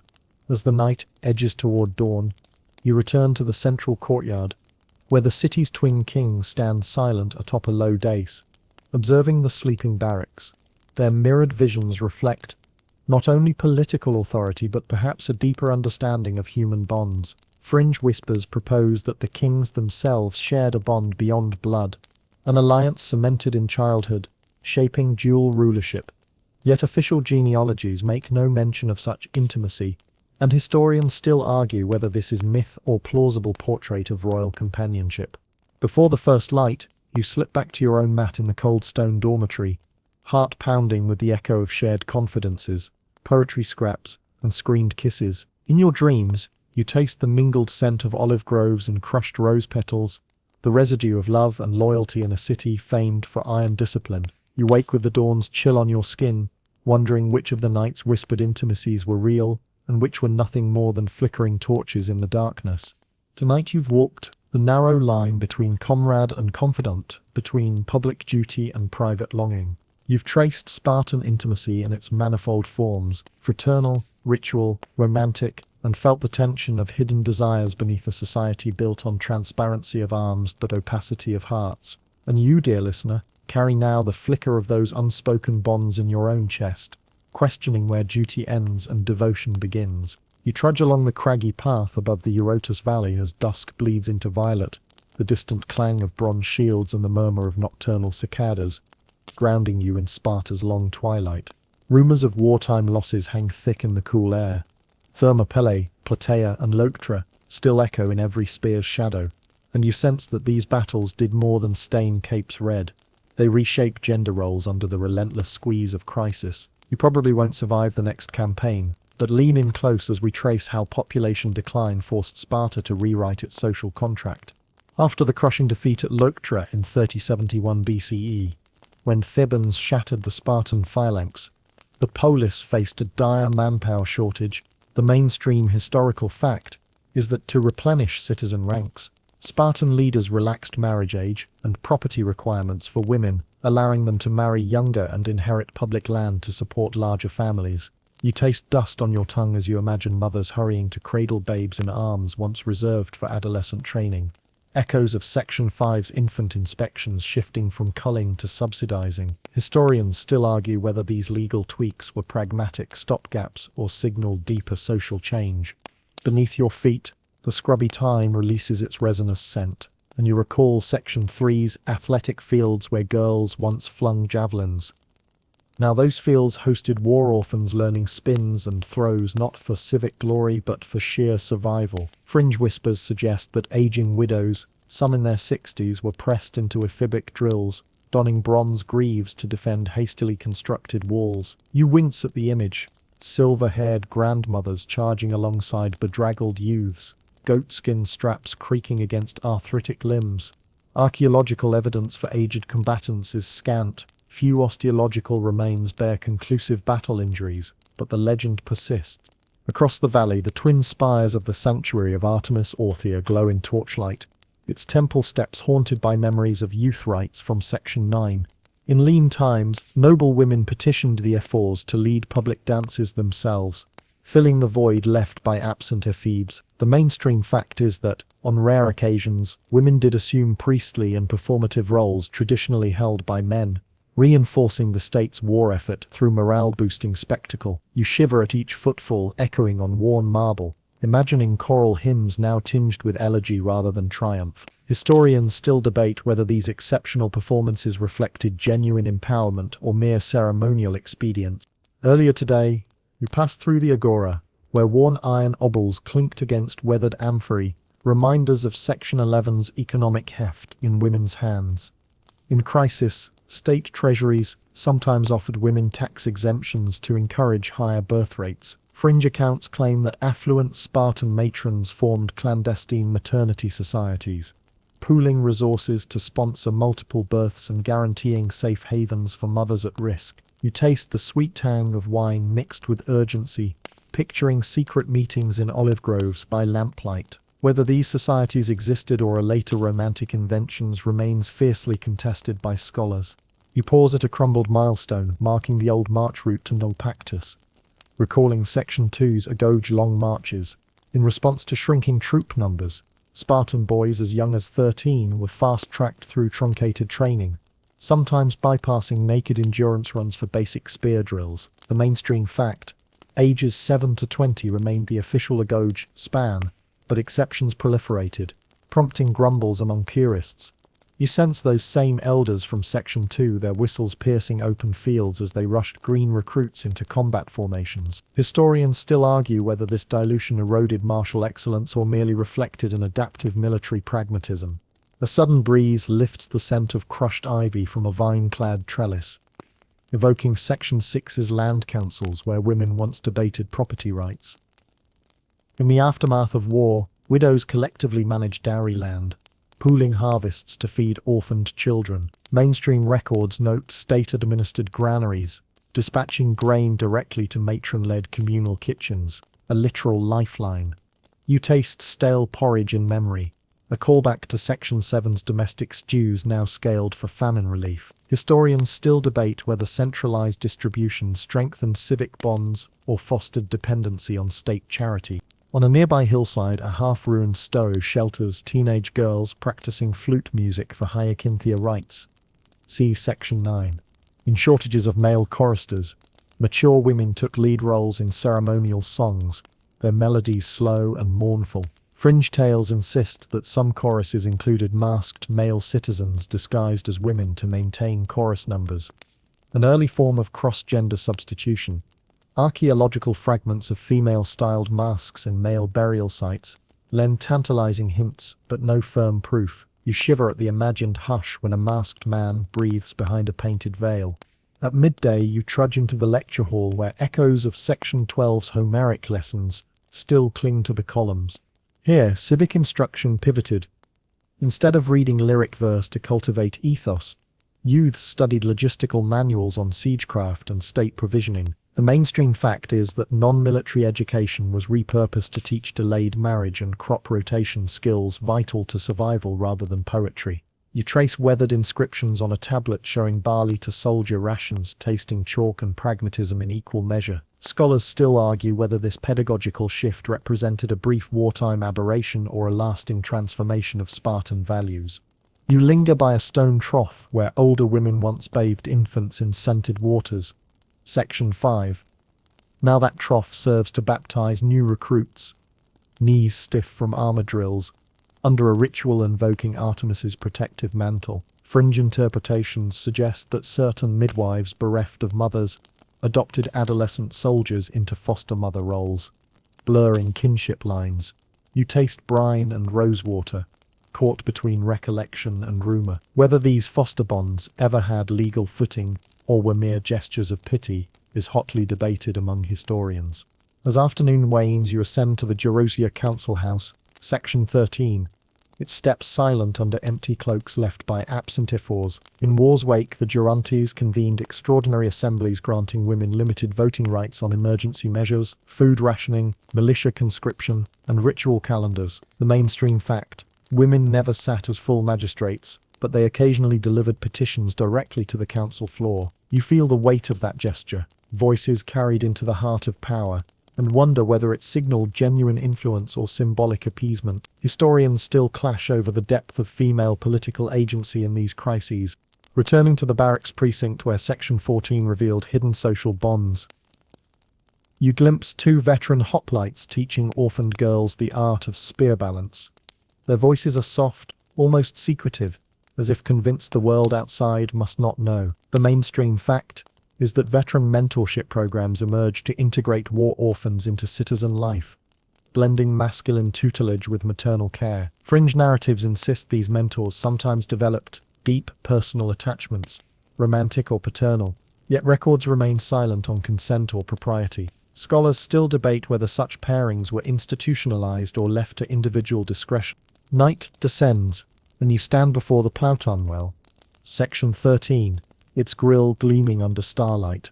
In days of scarcity, the well became both a symbol of despair, where some silent citizens threw expired tokens, and a beacon of communal resolve, with the Fours drinking its water publicly to demonstrate solidarity with the people. You taste its cold draught in your mind, bitter as loss yet bracing as hope.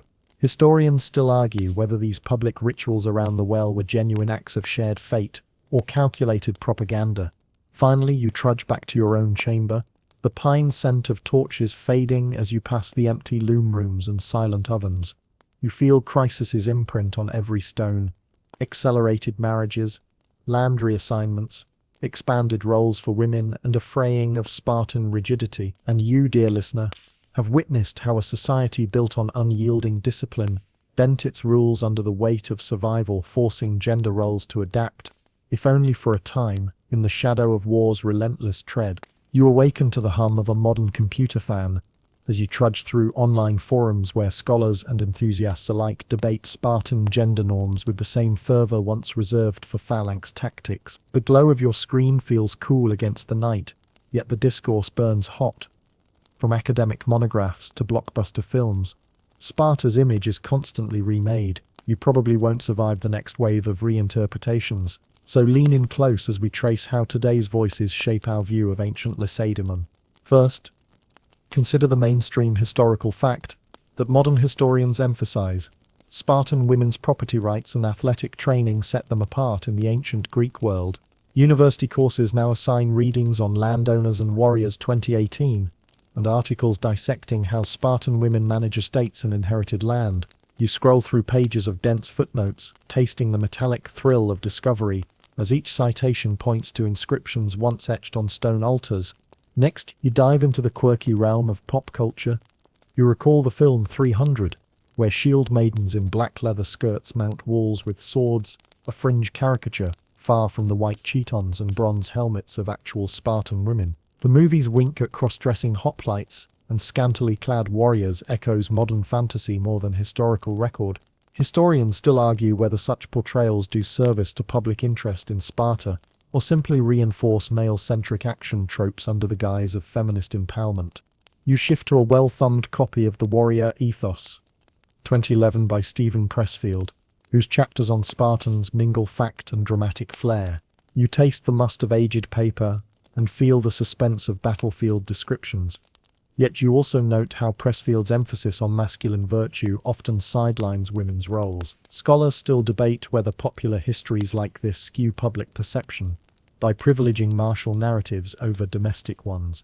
On a quieter note, feminist academics now champion studies on Spartan maternity, publishing articles titled Mothers of Warriors and State-Sponsored Childbirth in Lacedaemon. These papers reclaim Section 5's infant inspections, reframing them as early welfare programs rather than mere cruelty. You feel the pulse of modern advocacy in each paragraph, as authors argue that Spartan motherhood deserves recognition alongside Spartan manhood. Historians still argue whether these reinterpretations overcorrect or balance centuries of male-focused accounts. Your next stop is a gaming livestream, where players discuss Assassin's Creed Odyssey and their encounters with Spartan women NPCs who duel alongside male avatars. You grin at the headset's hum and the streamer's playful banter. Watch your back, hoplite sister, while sipping lemonade that fizzes in your mouth. Fringe developers sometimes slip in secret dialogue praising gender equality as a nod to modern audiences. though archaeological evidence for women fighters remains scant. Scholars still debate whether such game mechanics enhance historical empathy or trivialize lived realities. In academic journals, you find diagrams mapping gender roles across Greek polis, with Sparta often an outlier. These charts, colored in muted blues and olives, track property holdings, athletic participation, and legal rights. You run your finger along the bars, showing Spartan women owning up to 40% of land, a callback to Section 6's land councils. Historians still argue whether such data reflects systemic equality or concentrated wealth among aristocratic clans. Later, you join a virtual lecture on Sparta and the female gaze, where art historians dissect vase paintings and terracotta figurines, searching for evidence of women's self-representation. You lean forward as the professor highlights a scene of female discus throwers, noting the vase's painter may have been a woman too. You taste the dusty glaze on ceramic shards and ponder whether any artist's hand truly spoke for Spartan maidens. Scholars still debate whether these images reflect authentic female voices or male fantasies of female athleticism. Scrolling further, you encounter a heated Twitter thread, "Spartan Women Were Real," where users share memes of modern athletes running in mock chitons, interspersed with quotes from Plutarch and Xenophon. The meme's black and white photograph of a collegiate track team evokes Section 3's training fields, smoothing the line between past and present. Historians still argue whether viral culture trivializes nuance or spreads awareness of ancient gender complexity. As midnight nears, you open a digital edition of Pausanias, whose 2nd century descriptions feed both scholarship and sensationalism. You taste the tang of translation choices, maiden versus maid, and realize how every word shapes modern understanding. Fringe translators sometimes render Artemis Orthia rituals in florid prose to thrill readers, while purists insist on literal rigor. Historians still debate which approach best honors the ancient sources without sacrificing readability. Finally, you pause at a blog post titled "Lessons from Sparta, Gender and Strength," where a personal trainer adapts Spartan fitness routines for mixed-gender boot camps. You can almost feel the burn of weighted squats and spear throw simulations, though you also recall Section 2's naked endurance runs and wonder if any modern gym dares match that level of rigor. Historians still argue whether such fitness trends reflect genuine homage or a gimmicky repackaging of ancient hardship. When dawn's first light brushes your window, you close your laptop with a soft click. You've tasted the diverse flavors of modern reinterpretation, academic, cinematic, digital, and pragmatic. You realize that our image of Spartan gender roles is as much a mirror of contemporary values as a window into antiquity. And you, dear listener, carry now the glow of scholarly debate, pop culture spectacle, and personal reflection, a complex tapestry woven from ancient fact and modern imagination. Wind out. Now, as the echoes of clashing swords and scholarly debates fade, let your breathing soften and your thoughts drift like petals on a gentle stream. The stories you've heard tonight, from cream-white chitons to blood-red cloaks, from landholding heroines to midnight festival roleplays, are threads in a tapestry that stretches across centuries. Let each image settle in the quiet spaces of your mind, dissolving like mist at sunrise. There is no need to hold tight to every detail. Instead, allow the overarching sense of wonder to wash over you, easing any tension as it ebbs away. Remember that even the most austere laws and the harshest rituals served a vision of balance, of duty and humanity woven together. Now, surrender to the hush. Embrace the calm, and feel your heartbeat slow to match the tranquil rhythm of history's unfolding. Close your eyes and imagine the soft hum of olive trees, the faint crackle of torches guttering in a distant courtyard, and the gentle murmur of voices carried on a warm breeze. Each whisper of the past becomes a lullaby, guiding you toward restful sleep. Let the Jewel King's mirrored gazes dissolve into starlight, and the voices of Spartan women and men alike blend into a single, soothing chorus of memory and possibility. Rest now, in the peaceful space between reality and dream, carrying only the faintest brush of ancient dust and the soft resonance of timeless stories. Farewell to rigid shields and heated debates. For tonight, you drift free, embraced by history's gentle arm.